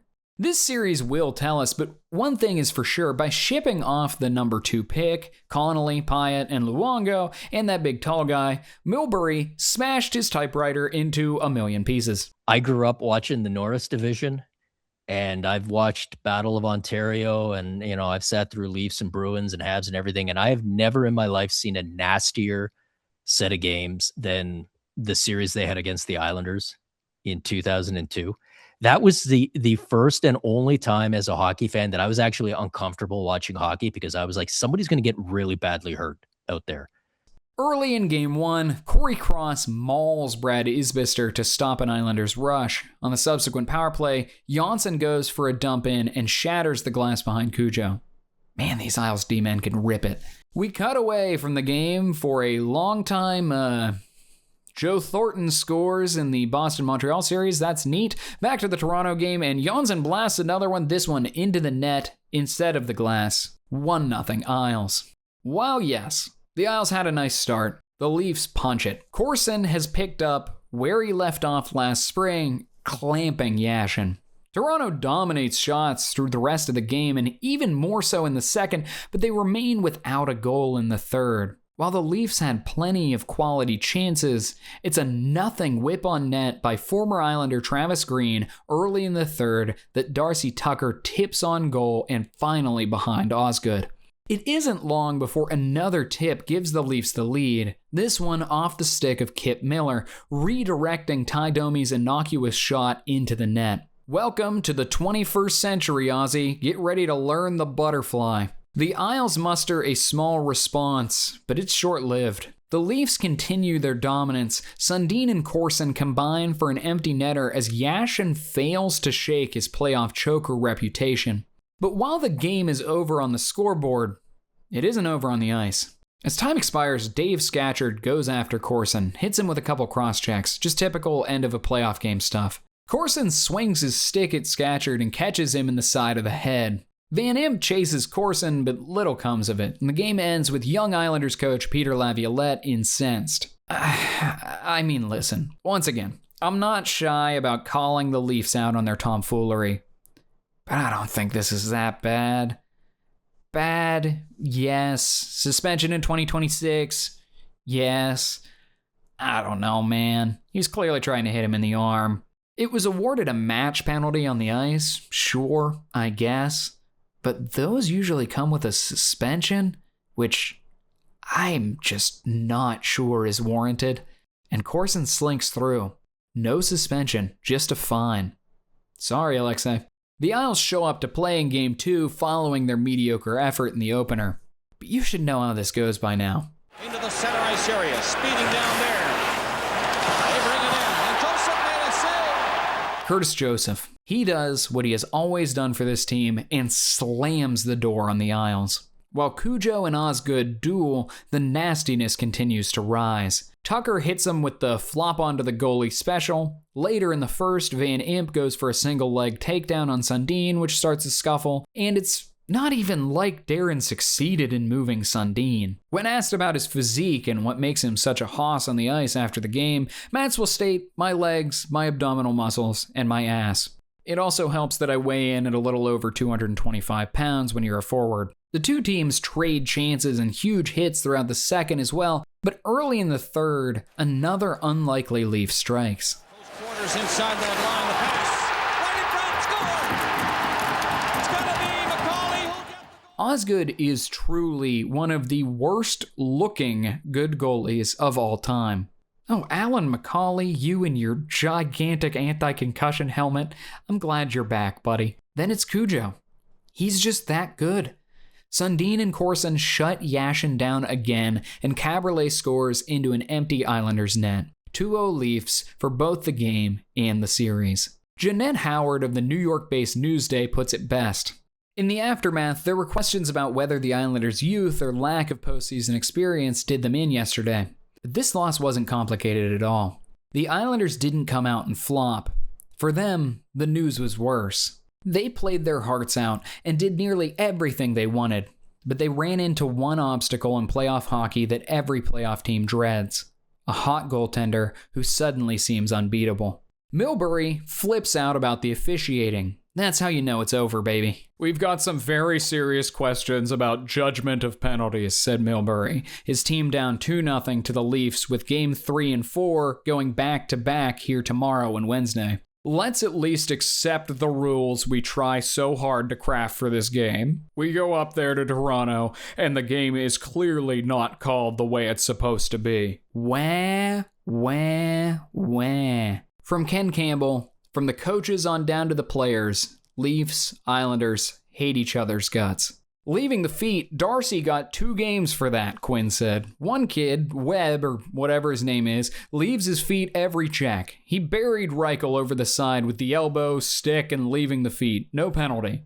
Milbury put together a video to point out what he felt were a number of missed calls by referees Don Koharski and Dean Jackson in Game 2. Missed calls against both his team and the Leafs, and he sent it to the league. Quinn said he would put together a similar piece of cinematography if he thought it would do any good. If they're going to do that, then I've got lots, Quinn said. The NHL told us beforehand, don't waste your time. We're not going to look at it.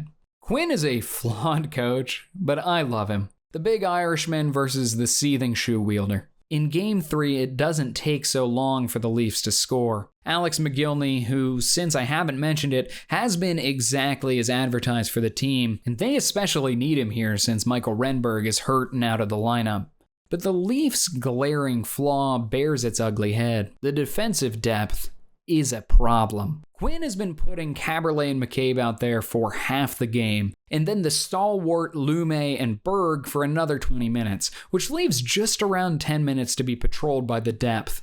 Prior to this game, that wasn't so much of an issue, as the Leafs dressed 7D that split the minutes between the unexciting and slow but semi-reliable Corey Cross, unproven Carol Pilosh, and thumper Wade Belak, who's been playing some on the right wing. Unfortunately, prior to Game 3, Corey Cross was ruled out with an abdominal injury, leaving two not particularly strong options to eat low-leverage minutes. Pilosh fizzles the Leafs' momentum by taking a penalty right after Mogilny's goal. The Leafs kill it off, but a double minor from Belak for hauling down Isbister and then complaining about it lets Mark Parrish put the Isles on the board. Another penalty from Pilosh doesn't give the Leafs much of a chance to respond before the end of the period.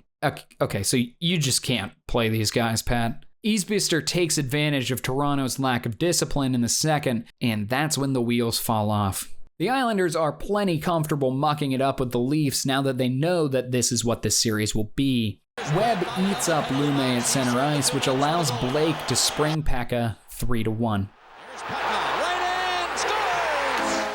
Parrish strikes again on the power play to make it 4-1 before the end of the second. It just keeps going. In the third, Darcy Tucker's attempt to fight for the first down with some yards after the catch earns the Leafs another penalty. There's Sean Bates with a goal. And finally, Dave Scatchard wraps up Cujo's night with yet another goal. Well, actually, I'll leave a few minutes later. I'll explain.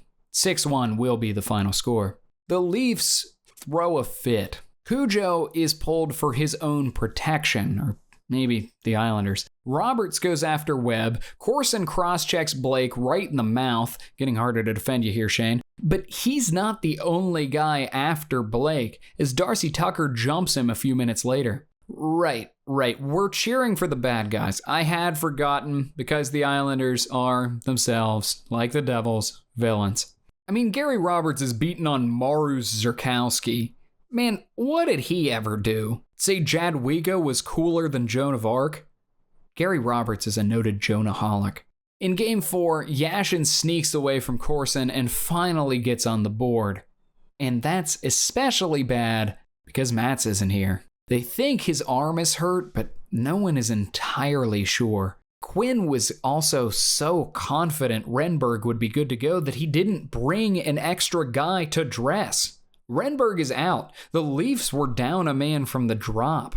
The Leafs make it out of the first period even though, thanks to an in-tight chance from Mogilny that rattles in. The second is more of the slower pace we saw in games 1 and 2 until very late in the period when Caberlet scores short side on Osgood. Good grief, Ozzy, that was brutal. The Leafs have proven that they can cling to a small lead, and they do their thing in the third. With 8 minutes left, Carol Pilosh, of course, gets the gate for a trip. Kip Miller makes the Leafs pay, and the floodgates open. Just over a minute later, Hammerlick blasts a shot past Joseph from another area code. Isles lead. The Leafs need to muster a response. It's the depth that does. A great play from Paul Healy, who arose as a solid third liner during the last quarter of the season. Corson dunks it home. The Leafs have it. Yes, they have to score again when this game presumably goes to overtime, but they have it, and then Brian McCabe gets burned. Sean Bates flies past him, and McCabe dives to bring him down. Bates gets a penalty shot. This could be the winning goal if he can get it. Scores! Yes, sir! The Isles tie the series, but not before another end-of-game scrum. Now the Toronto media is complaining about the refs. Let's chill on the ref talk here, fellas. We get it. With the series even heading into Game 5, the Leafs are dangerously thin now, not just at defense, but everywhere.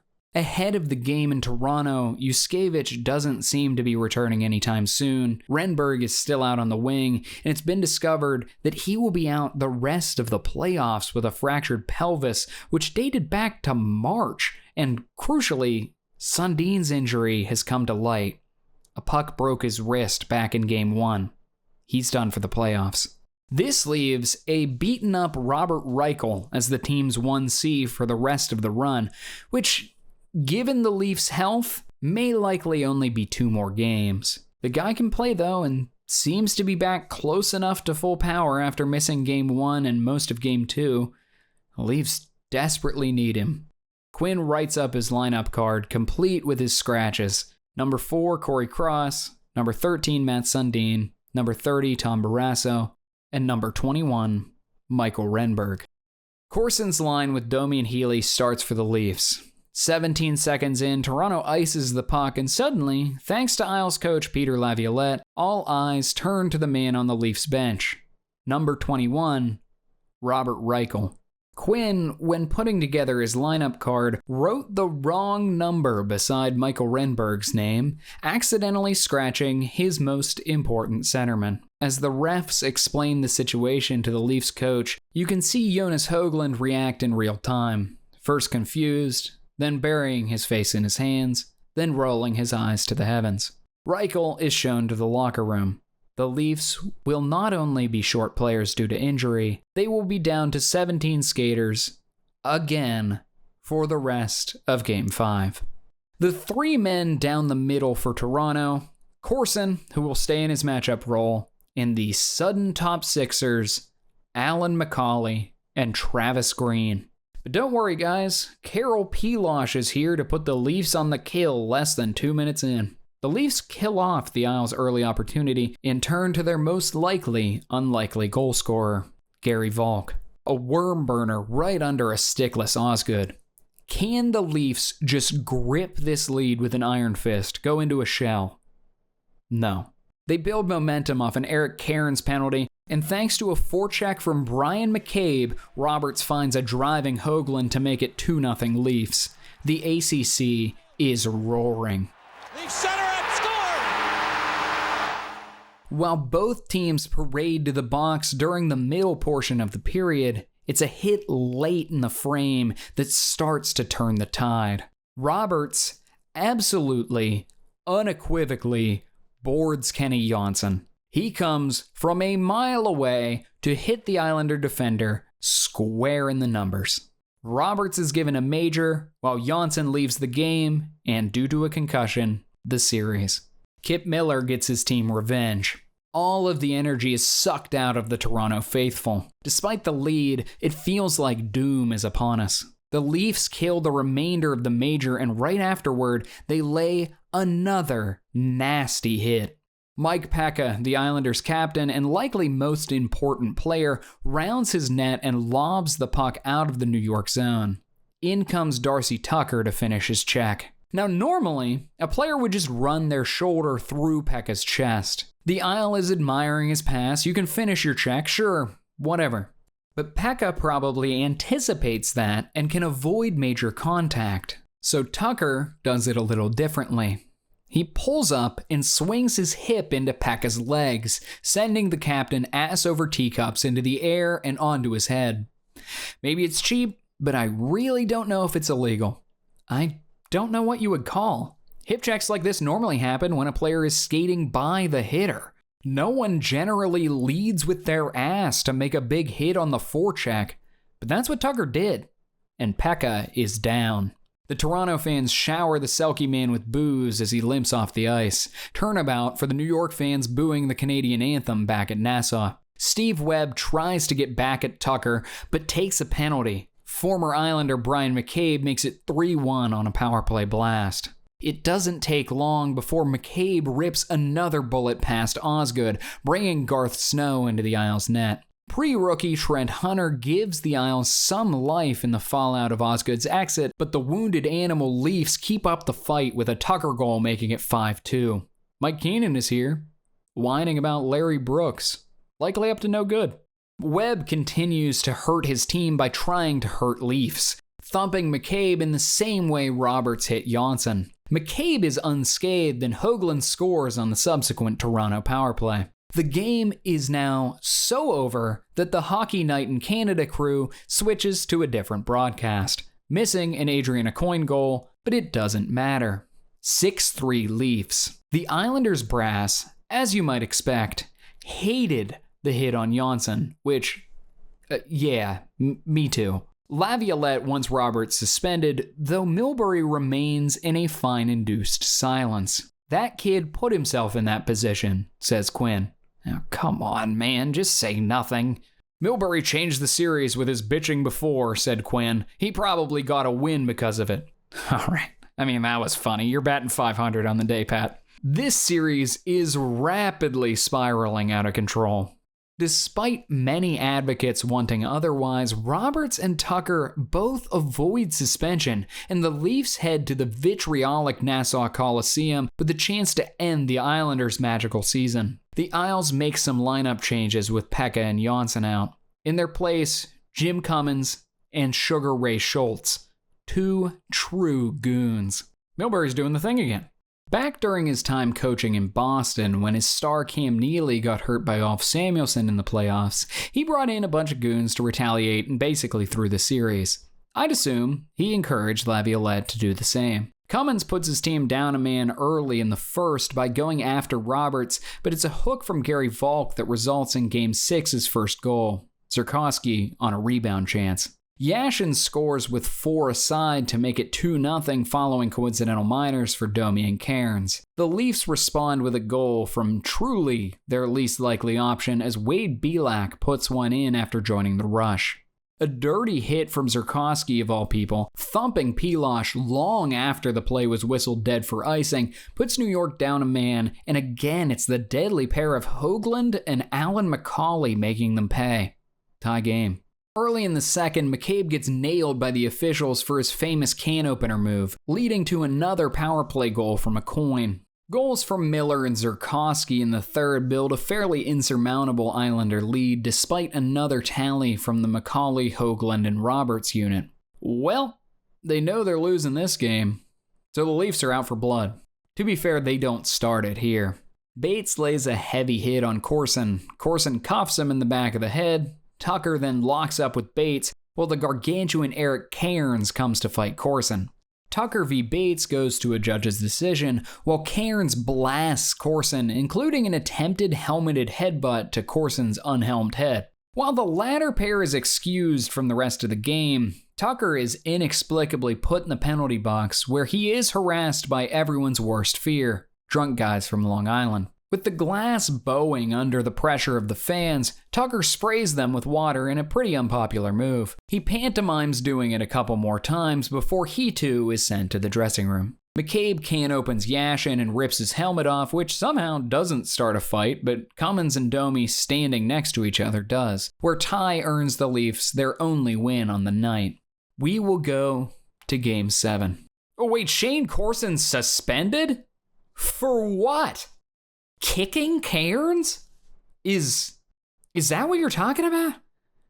The New York Post says there's video evidence he kicked Cairns right in the ribs, but everyone else says he didn't make contact. Even Colin Campbell, who suspended him.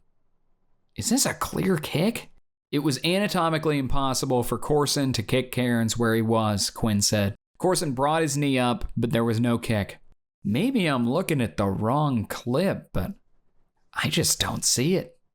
Wait, hold on. I am watching the wrong clip because on the New York broadcast, you can see Corson clearly try and kick Cairns. No wonder there's such a divide in the view of this because on the CBC broadcast, you can't see it as well. Sorry, Shane, I'm not defending you anymore.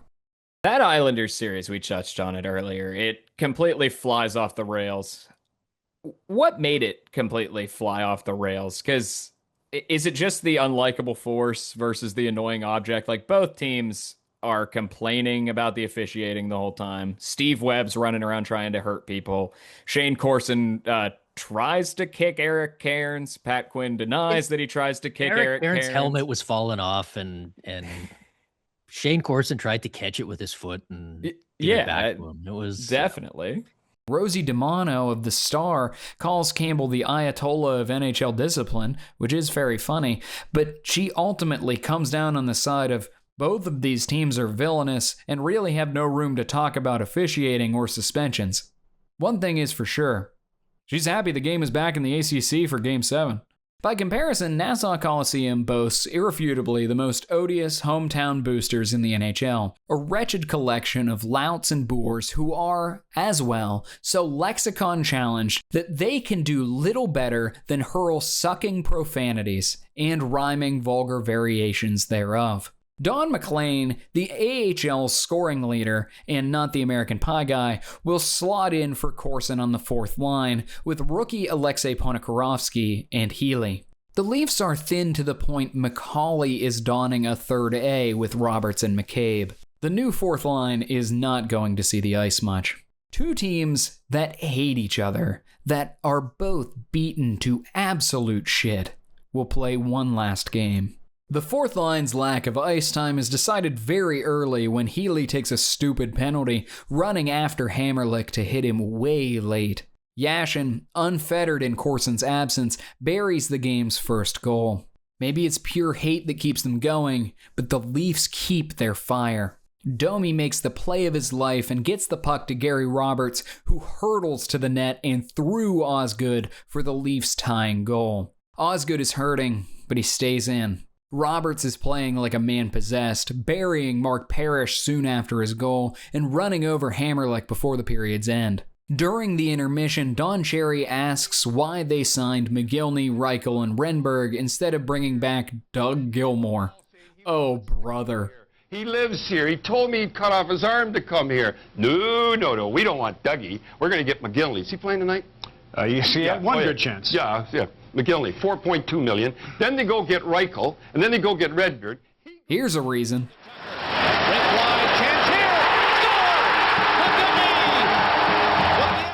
After McGillney's goal, Cujo turns it on. Later in the period, pressure from Ponikarovsky during a few of his 66 seconds of ice time allows for a Travis Green interception that ends up in New York's net. In the third, Leaf killer Kip Miller absolutely snipes Joseph to tighten the score. The Leafs cling to their lead. The clock winds into its final minute. Toronto's hopefully game-sealing line, Roberts, McGillney, and McCauley out on the ice. McCauley lobs it to the point. Roberts wins the puck over Hammerlick, slides it to McGillney, who fires it into the Islanders' empty net. The Leafs have won the war of attrition. They have survived the Islanders, horrifically maimed but alive with number one center Alan McCauley. It was just one of those series where that I can remember, like there wasn't any history leading up to it. It wasn't like you went into it thinking this is bad blood. And in fact, with the way the format worked, you're like, well, why are we playing the Islanders? And then it was just two nasty physical teams that just did not take a step back.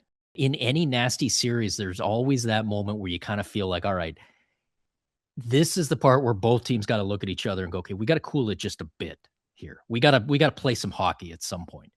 And that just never seemed to come with the Islanders. And then, yeah, you're right. Like Steve Webb was running around playing like he was 7 feet tall at home and 4 feet tall when the games went to Toronto.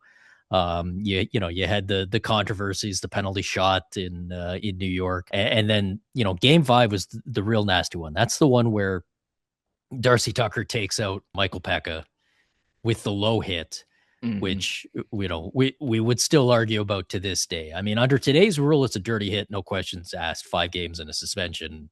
No, not even a discussion.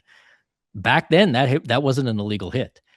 And the story at the time, and I say the story, this is what Leaf fans told ourselves, and you can judge whether we're making any sense. But the story at the time was, hey, Pekka's got a reputation, which is he comes in, he sees you coming, he's going to look like he doesn't see you coming, and then when you're not expecting it, he's going to go high on you, and he's going to pop you up high. And so Darcy Tucker goes in, sees Pekka doesn't really look like he sees him coming, and he goes low, anticipating the high hit, And instead, he clips out his leg and costs him a season. And, I to this day, we can argue over whether that's dirty or not, but that's the hit everyone remembers from that game. What I don't think there is an argument about is Gary Roberts runs Kenny Johnson from behind and just puts his head into the glass and gives him a serious concussion. That's the hit from that series that was unquestionably dirty. That's the one that should have been 5 in a game and suspensions and all of that stuff. And we kind of didn't have that conversation because Tucker was just such a great villain. Whereas Gary Roberts was a guy that everybody loved and respected. But we can argue about, Tucker clean or dirty or anything, but I'll die on the hill that the Gary Roberts hit was worse than the Darcy Tucker hit as far as being just a dirty, nasty play. Took out a really good player on the opposition and just fanned the Flames even more.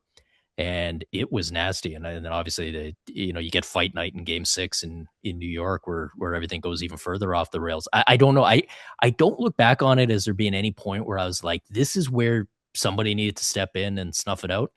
It just felt inevitable that like neither one of these teams is going to take a step backwards. So how long is this series going to go and how ugly is it going to get? You look back now and certainly anyone who today is, maybe you're younger or maybe you're just newer to being a hockey fan, you would look back at that stuff and be like, how could you have cheered for that? Yeah, fair question, maybe. But I can tell you, it wasn't hard back then. We love those guys. No Yuskevich, no Sundin, their best defenseman and best player, the Leafs are moving on. They will face... It can't possibly be you guys again. It's the Ottawa Senators, everybody. I have already introduced this team to you twice. Once in this video, so I'm going to do this pretty quickly and focus on what's different. The top 6 is basically the same as last year, just no Yashin, who has been internally replaced by Todd White, who is good, but not the same level of player. Alfredsson, Bonk, Hossa, Havlat, McEachern. The shutdown third line with Arvidsson and Fisher, just with deadline ad Juha Jalonen replacing Rob Zaminer. Another deadline ad in Benoit Brunet will mix into the top 9 too, moving Jalonen to the 4th line. And a depth group of dudes and guys, Waugh, Yashin trade throw in Bill McCult, and vicious rookie Chris Neal. The defense is basically last season's, just with no Jason York and slightly more equipped for the playoffs. Redden, healthy Chris Phillips, Salo, Shane Knighty, Lecision, all guys from last year. But there is a literally big addition. Zdeno Chara was a defense-only, minute-eating defenseman for the Islanders last season who felt comfortable throwing the 6'9 Slovak into the Yashin deal. With the Sens, Chara has rounded out his game and harnessed his peerless slapshot to become a two-way force. With his current trajectory, he alone may have been worth Yashin. In net is still Patrick Lalime. He had a mediocre regular season in 2002 compared to his outstanding 2001, but he, thanks in part to Jacques Martin's suffocating system, owned the Flyers in round 1, allowing just 2 goals in the Senators' 5-game massacre of Philadelphia. No one is on more of a heater than Lalime right now. The Bloodied Leafs have just 1 day of rest before they host their provincial rival. The Senators will have had 5. This is Ottawa's chance to emerge from their big brother's shadow, and in Game 1, they obliterate the Leafs. A double minor high stick from McGillney puts the Sens up 2-0. Knighty scores on a bleeder, making it 3-0 just halfway through the first. As Todd White makes it 4-0 in the second, the seats are concerningly sparse. The people show up later, but nobody was in a rush to make it back to their seats with a hot dog, embodying the general malaise over this game compared to the Islanders' bloodbath. Alfredsson makes it 5-0 by way of a 5-on-3, the score it will remain. The Leafs look every bit like a team that lost a big chunk of its good players, with the rest fighting through injury. This team may go out with a whimper. The Leafs, as they stand, cannot kill penalties. There is a huge void where the Russian pair of Yuskevich and Markov once were. I mentioned how Belak and Pilash aren't great. It's not like Lume and Berg are stars. they're both fine, but that's a third pair on most teams, and they're getting their brains beaten in on special teams. 11 opposing power play goals against the Isles, 3 tonight against the Sens. Something has got to give. The Leafs dressed 7D ahead of Game 2, adding Anders Eriksson to the fold. Man, I forgot he was even on the team. He's pretty decent. Why hasn't he been playing? It's 7D, but only sort of, as Belak is still playing fourth-line wing. Sure. But it's Karel Pilosh who rises to the occasion, feeding Travis Green for the Leafs' first goal of the series early in Game 2. McGillney forces a giveaway shortly thereafter, and Tucker makes it 2-0. Well, it's a good thing Pilosh has stepped up because Lume leaves the game following a hit from Chris Neal. Ottawa still smells blood in the water. A cannon from Salo tightens the game in the second, and a fluky goal that Joseph should have had ties it in the third. And there it will stay for a while. The rest of the third, 1 overtime, 2 overtimes. The game is no longer Leafs versus Senators. It's which of Joseph or Lalim will flinch first. Coincidental minors from Domi and Neal put the game to 4-on-4. The Leafs have an offensive zone faceoff. Charles scored! Roberts ends the game! Joseph, who boasted an .885 save coming into the game, made 54 saves on 56 shots. If the Leafs have him back, they're back in this series. 1-1 headed to Ottawa.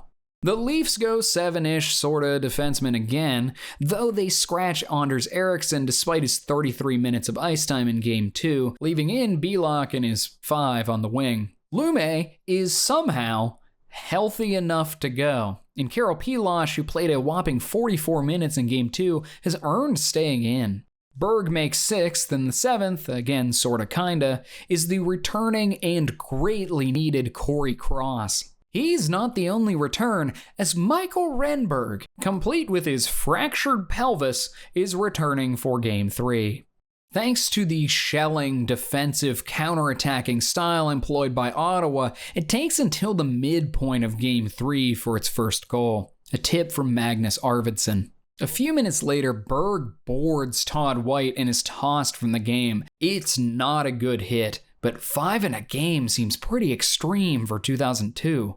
But I don't think it was the wrong call. It doesn't help that the decision was made by referee Brad Watson, who called the widely maligned penalty shot back in the Isles game.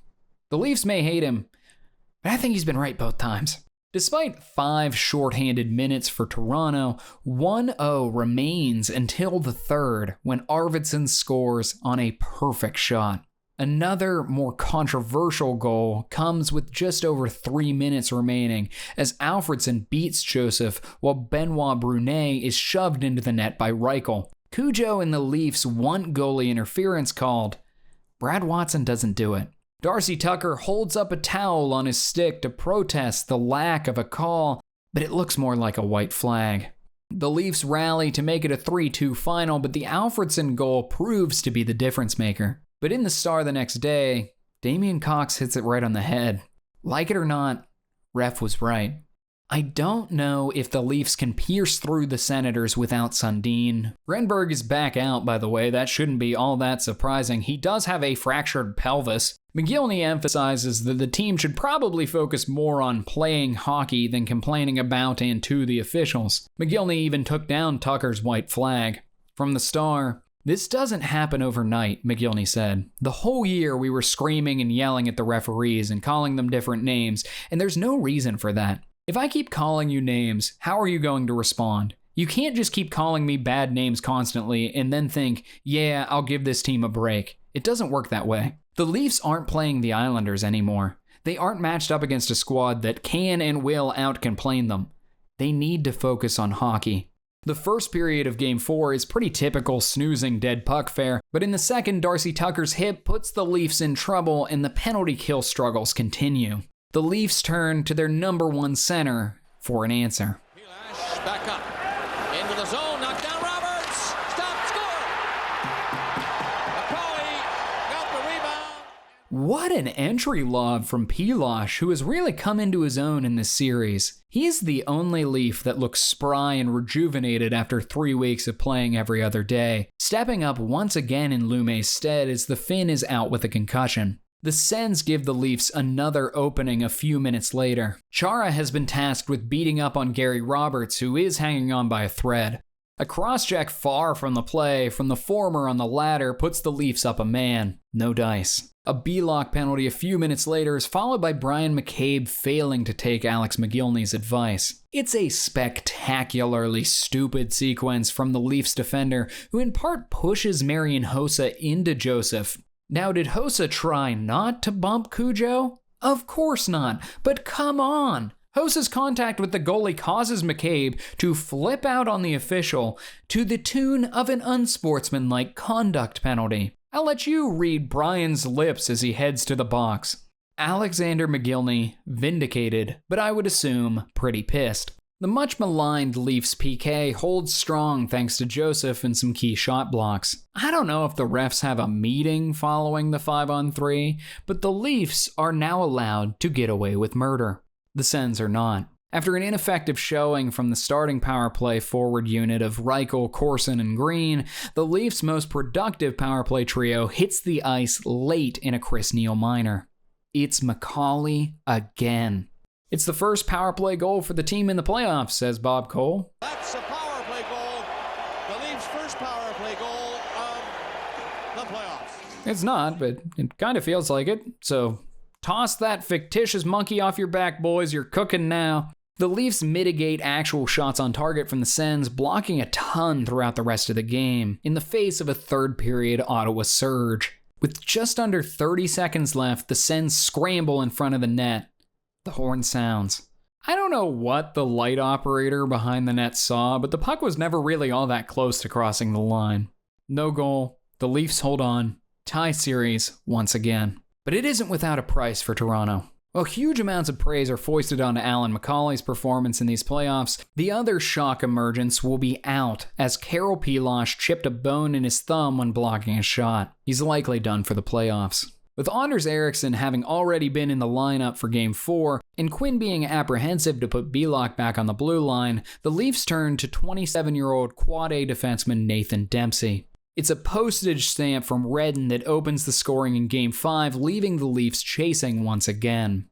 Luckily for the Leafs, the rest of the first proves to be a far more up-and-down affair. Late in the period, Corson agitates Chara into roughing him, giving Toronto the man advantage. You know who scores power play goals by now. Left side, McCauley shot in front, score! Roberts tips it in front of the net. I'm starting to think Alan McCauley is just good. This is how he looked before the concussions. Maybe this is just what this guy can do when he's healthy and given a chance. In the second, we are reminded that nothing can go right for these Leafs as Hossa ramps Caberlet's stick to re-establish Ottawa's lead. Toronto gets the better of the chances following Hossa's goal, but the score is still 2-1 by intermission. The Leafs continue their push into the third, but time is running out. With 7 minutes left, it's him.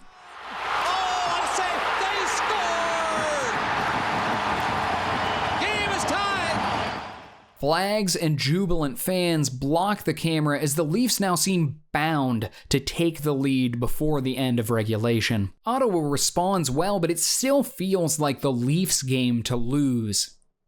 That's when it happens. Darcy Tucker goes for a puck on the half wall, and Daniel Alfredsson just blasts him. With Tucker crumpled on the ice, Alfredsson scores what will be the winning goal. The hit is egregious. It was certainly comparable to Roberts' hit from behind against Kenny Jonsson. It was much worse than Aki Berg's hit against Todd White earlier in the series. Those were both 5 in a game. Alfredsson's hit on Tucker absolutely should have been 2. But this was the stately, rarely penalized star captain of the Ottawa Senators, hitting the loathsome, vocal, towel-waving agitator on a team cast not just as villains, but whiners. No call. Sens win. The refs got it wrong. Even worse, they say Tucker's done for the year. If Darcy Tucker hit Daniel Alfredsson the way that Daniel Alfredsson hit Darcy Tucker in that Senator series, how long would they have suspended Darcy Tucker?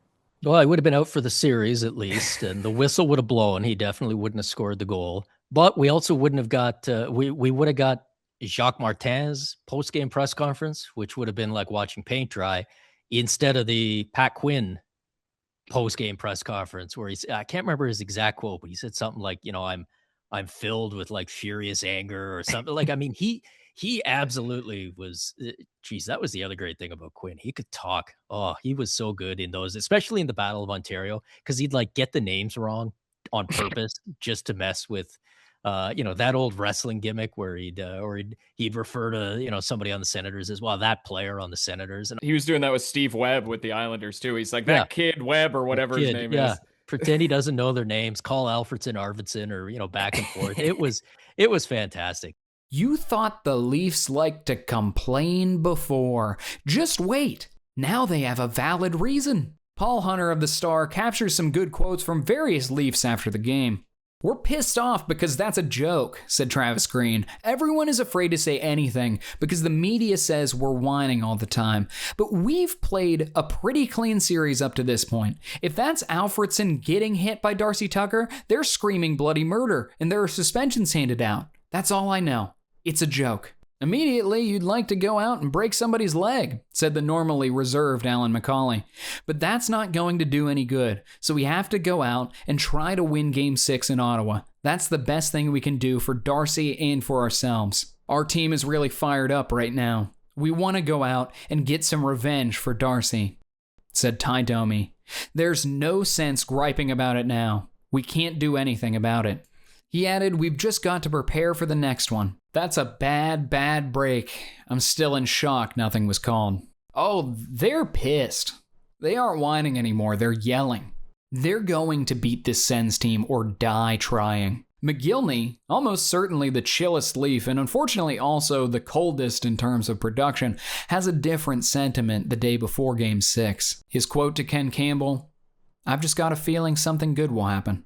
When the Sens write up their roster card ahead of Game 6, seemingly out of nowhere, Mike Fisher and more importantly Zdeno Chara are both out with mysterious knee injuries. Chara played 21 minutes in the last game, so his is particularly puzzling, but he isn't here. In Chara's stead is Ricard Persson, the Sens' usual 7th defenseman, a reliable figure, but very much not Chara. The door is open, the Leafs are motivated, and Marian Hossa scores 1 minute in. Corson immediately takes a penalty, which the Leafs kill off, only for Daniel Alfredson to make it 2-0 shortly thereafter. Just over 5 minutes into the game, it's already over. Then one more series-warping hit. Domi has hit himself, and there's going to be another penalty on that hit by Persson, who's playing his first game. Ricard Persson shoves Ty Domi face first into the dasher, busting him open. It isn't as bad as Alfredson's hit, but the refs aren't going to miss this twice. Persson is given a 5-minute major and thrown out of the game. Can the Leafs crawl back? First, it's McCabe with a blast into Lalim's net. Then, in the bleed overtime following a McGillney high stick, McCauley to Hoagland to Roberts, tie game. In the second, it's Roberts again as the puck spits out to him in front of the net and he bleeds it through Lalim. This is what the Leafs were supposed to do. They didn't do themselves any favors. They're still a one-line team right now with Tucker infirm and both Reichel and McGillney stifled. But there isn't a single ounce of quit in Gary Roberts and it's rubbing off on the team. Toronto's 3As, McCabe, Roberts, and McCauley are leading by example.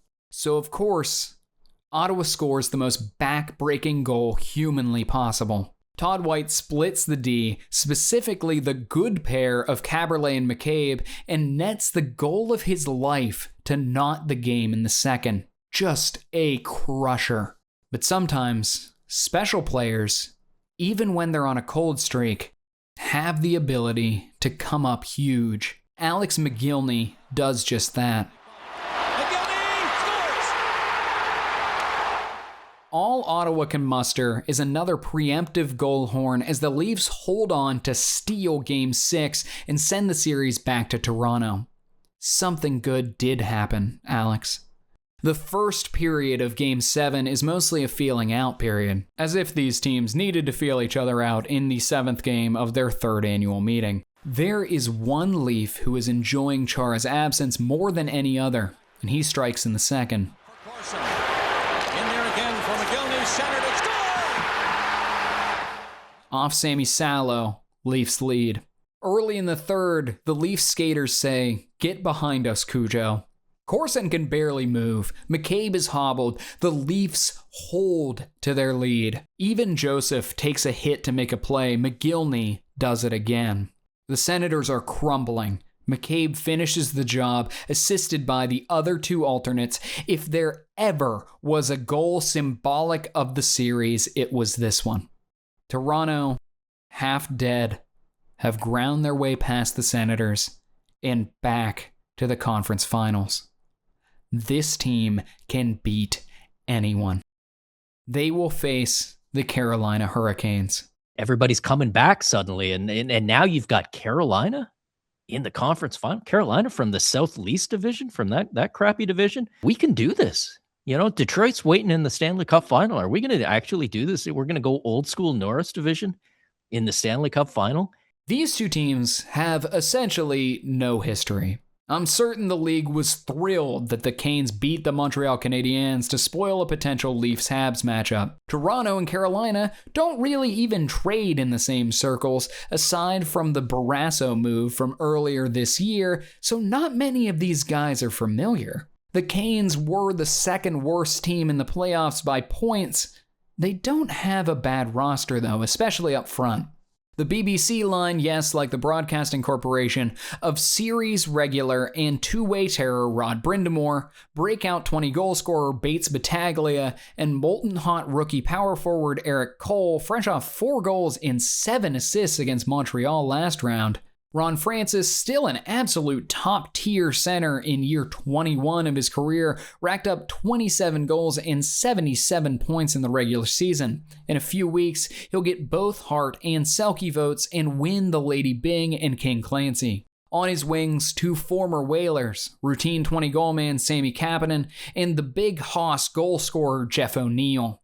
Young Josef Vasicek adds some depth, skill, and scoring as third-line center. His winger, Marty Jelena, is having a down year, but he's been producing in this league for a long time. Yaroslav Svoboda, that's a guy I've heard of before and not just a randomly generated Czech name. Various dudes round out the forwards, including former Leaf Kevin Adams. Hi, Kevin. The defense is good, but they don't have a standout star. The number 1, Sean Hill, is probably the 6th best defenseman the Leafs have faced, behind Redden, Chara, Janssen, Aucoin, and Hammerlick. There's a clear emphasis on dependability. I mean, they traded the dynamic Sandis Ozelins for the fleet-footed but bland minute-eater Brett Hedican. Glenn Wesley, Aaron Ward, Merrick Malik, Nicholas Wallin, big and slow and dependable. Maybe the least sexy conference final defense core I've ever seen. And in net, a name that will be familiar to some Leaf fans, Arturs Irbe. Back in 1994, the last year of Wendell 1.0, Irbe nearly helped a frankly pretty bad Sharks team past a hugely favored Leafs squad. Irbe is a bit erratic. He's a bit like a poor man's Curtis Joseph, often looking like he's fighting the puck, but he can make some dazzling saves. Frequently the backstop for subpar squads, his traditional stats rarely look good, but I do wonder what XG would say about his performance if we had it for this era. Succinctly, he's streaky. He could steal this series, he could burn out in a ball of fire and hand the net over to Kevin Weeks like he did against New Jersey earlier in these playoffs. Equally likely outcomes. Following some early penalties on both sides, the Canes put the puck in the net just 2.5 minutes into the series. Luckily for Toronto, the goal is waved off given that Cole had run Joseph over. Caberlet's hold that led to that collision sets up a Carolina 5-on-3. O'Neill scores for real. O'Dog did knock it in with his glove, but you can't really say that was anything more than a deflection. Toronto needs to respond to avoid another hungover Game 1. Luckily for them, McGillney is flying. Irbe holds for one flurry, but McGillney doesn't miss twice. Toronto's Russian star is just too fast for the Canes' immobile defense. Despite that slow defense, though, this is a fast-paced game, much faster than either of the Leafs' 2 previous series. Paul Healy is the next Leaf down off a blocked shot. He joins the list that now includes Ty Domi, too. I feel like this game is a good opportunity to point something out. Often, when people comment on the playoffs having a different rule set or the referees swallowing the whistle, someone will respond, actually, they call more penalties in the playoffs. Which is true, but it doesn't capture the whole picture. Referees call huge amounts of penalties in early games, but barely call any in your games 5, 6, and 7. This game 1 is just a special team slog. Midway through the second, it's the Leafs' 3rd and the 10th overall power play that yields a favorable result for Toronto. Hoagland. Dempsey has some warts to his game, but he can run a power play. Bill Clement describes these Leafs to a T. They remind me of that movie Creature, the bad creature in that nightmare you have that you think you've killed, and finally the hand comes out of the ground and grabs you by the ankle and drags you under again. When you think it's dead, you cannot kill this team in blue. After what's been an up-and-down playoff, Joseph slams the door on Carolina. The Leafs steal Game 1 and hope they've given their stars enough time to heal. For Game 2, thanks in part to the team's first 2-day break in what feels like eons, the Leafs live. Domi, Lume, somehow Darcy Tucker, and most importantly, Matt Sundin are back. Move out of the way, Carolina. The Leafs are the team of destiny. Game 2 is a grinding slog. It's a trap-off with both teams sitting back. Boy, this sucks, man. Game 1 was so fast, this is dead puck central. By my count, the first shot of the game comes from Darcy Tucker 9 minutes in. The Canes get their first shot a minute after that. This stinks. What am I even supposed to say about any of this? The best part of the dead puck, maybe not morally, but from an entertainment factor, was that it was still extremely violent. These teams, however, don't care about each other at all. So, we will sit, waiting for goals.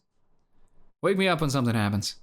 Toronto goes 16 minutes without a shot in the second period, a drought broken by a golden opportunity for Sundin that Urbe blows up. Maybe I should have actually gone to bed. Carolina, you guys got your team a couple years ago. You're loving this, right? Hockey's a pretty cool sport, huh? With just over 12 minutes left in the game, Brett Hedican, husband of Christy Yamaguchi, lures Cujo over to NC State's campus with a fake slap shot and deposits one behind him into the Leafs net. 1-0 Canes. Hey, Pat, let's have the guys go out there and try to score. That's my thought. With 2 minutes left, the Leafs realize that they do actually need a goal and start peppering Urbe. With the goalie pulled, the Leafs turn to their offensive guys. Anders Eriksson, McCabe, Sundin, McGillney, Roberts, and yes, Alan McCauley. Roberts from the side. McCauley shot, score! What a play! In OT, a graphic comes up for McCauley, who finished 389th in regular season scoring and currently sits 4th in playoff scoring. But Wallin scores. We'll try it again. Here's Wallin, shot, score! It's 2-0! The Leafs, who had all the momentum on their side, have let Carolina get off the mat. It's likely just an adjustment period for the Leafs, but they need to adjust. Ahead of Game 3 in Toronto, an irregular heartbeat sends Pat Quinn to the hospital. He'll be fine, but he will not be behind the Leafs bench tonight. The first goal doesn't take nearly as long as Ronnie Franchise tips one past Cujo just 5 minutes in. The Leafs are chasing once again, and the Canes are gumming things up once again. McCabe manages to tie things up before the 11th hour, scoring on a power play goal at the end of the second. Hampering the Leafs' ability to come back, McGillney was dumped into the boards by Sean Hill in the first and has been on and off the Leafs bench since then. Shoulder, head, who knows? He leaves the game for good in the third. The team's only fully healthy star is wounded. We go to overtime again. The Canes win again. Jeff O'Neill. It's all catching up to Toronto. Quinn and McGillney managed to return for Game 4. It doesn't matter. Swoboda scores in the first, and the Canes lock it down again. They're the 1996 Florida Panthers. Meh in terms of talent, but just structurally horrifying. Irbe may not be John Van Beesbrook, but he plays like him in Game 4. The Leafs own the play, they own the shot spread, but Sammy Kapanen makes it 2-0 late in the third, followed by another goal from Ron Francis a few minutes later. Just a devastating way to lose as Cujo gives up 3 goals on 15 shots. With Pat Quinn headed back to the hospital, the Leafs need something, anything in Game 5. Tucker gives them just that. A huge goal late in the first gives the Leafs the lead. We can work with the lead. And they do. Joseph reappears from his slumber and shuts Carolina out, bringing the series to 3-2. The Leafs can beat this team. The Canes are not that good. With Quinn back again for Game 6, the Leafs just need a win to bring the series back to Toronto, then anything can happen. While the Leafs draw a higher shot volume game out of the Canes, not much comes of it, with both goalies playing extremely well. But midway through the third, a gnarly turnover by the normally so reliable Thomas Kaberle to GTA native Jeff O'Neill puts the Leafs in the hole once again. With just a minute left and the broadcast forced to the Skycam by standing Torontonians, the Leafs have one last gasp.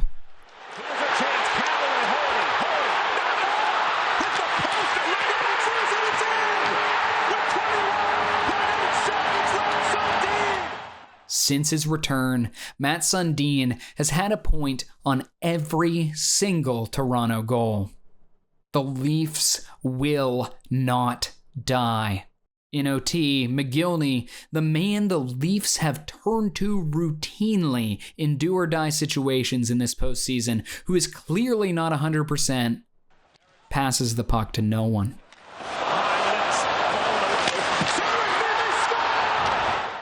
It's over. This team could have done it. Carolina's luck lasts for one more game before they are stomped by the Red Wings and their crew of mercenaries. This was the year. This team isn't getting any younger. They've now lost 4 conference finals in the last 10 years. There are just so many ifs surrounding this team. If Sundin was 100%, or Joseph, Roberts, Yuskevich, McGillney, Tucker, Corson, Renberg, Lume, freaking Carol Pilosh. If Robert Reichel showed up at all when the team desperately needed scoring. Maybe if they'd have kept 2 proven playoff performers in Berezin and Markov instead of using them to get Renberg and Reichel, found some other way to get Travis Green. Maybe. Instead, they're staring down the barrel of Curtis Joseph's impending exit, looking to a 31-year-old Matt Sundin, 33-year-old Alex McGillney, and 36-year-old Gary Roberts to lead them forward. This series sets in the reality that this era won't last forever. There are only so many kicks at the can this team has left. The end of the Sundin era is coming, and it's coming soon. Is this the team that really made the Leafs as hated as they are now and kind of ingrained themselves as this hated entity for people? I honestly, I think that a lot of the Leafs hatred that's built and become such a thing it's not based on who the players were. I'm not even sure what it's based on. I mean, I've said this before. Look, a lot of the people out there who don't like the Leafs, and I don't mean like you don't like the Leafs as in, you're a fan of another team. You like the Senators or the Habs and their rivals. I'm talking about the people they make it their whole personality, and I know this because I write an article about the Leafs and somebody shows up in the comments going, I hate the Leafs. And you're like, all right, did I grab your hand and make you click on the article? What are you doing here? Why is this your thing? And there's fans out there who'll tell you, they'll say, my favorite team is whoever's playing the Leafs that night. And you're like, okay, that's weird. And you're being weird right now, but okay. And look, I mean, we love villains, whether it's sports or entertainment or real life or anything like that. And a lot of people have decided the Leafs are going to be the villains, and it's usually not the Leafs players, because players come and go, right? If you just hated the Leafs because of that team, because that, well, I mean, they're all gone now, so you don't hate the Leafs anymore, but you do. And so it becomes, oh, I hate the fans. It's always, the fans. The fans are, oh, what a terrible fan base. As if the Leafs fan base doesn't have good and bad and everything in between, like every other pro sports fan base in the entire world. Or, you just get all this stuff. I don't think it's because of that Pat Quinn era team. That certainly didn't hurt. And if you were one of those weirdos who had made it your whole personality, that was a good time to be that guy, because you certainly were not alone. And that was a team that kind of earned your hate. And yeah, these days when, I mean, geez, the Leafs never win anything and people still show up, wow, I hate the Leafs. And you're going like, man, you would not have done well in 2002, buddy, because if you hate the Austin Matthews Maple Leafs, if they're keeping you up at night and, making you show up and post 19 different comments in everything that the Leaf writers write, talking about how you don't want to read about the Leafs, and yet here you are, you wouldn't have done well with Pat Quinn. He would have ruined you. So maybe we got to be thankful for small mercies that, and now in this social media age or whatever, we don't get that version of the Leafs, because, man, a lot of you weirdos would not be able to handle it.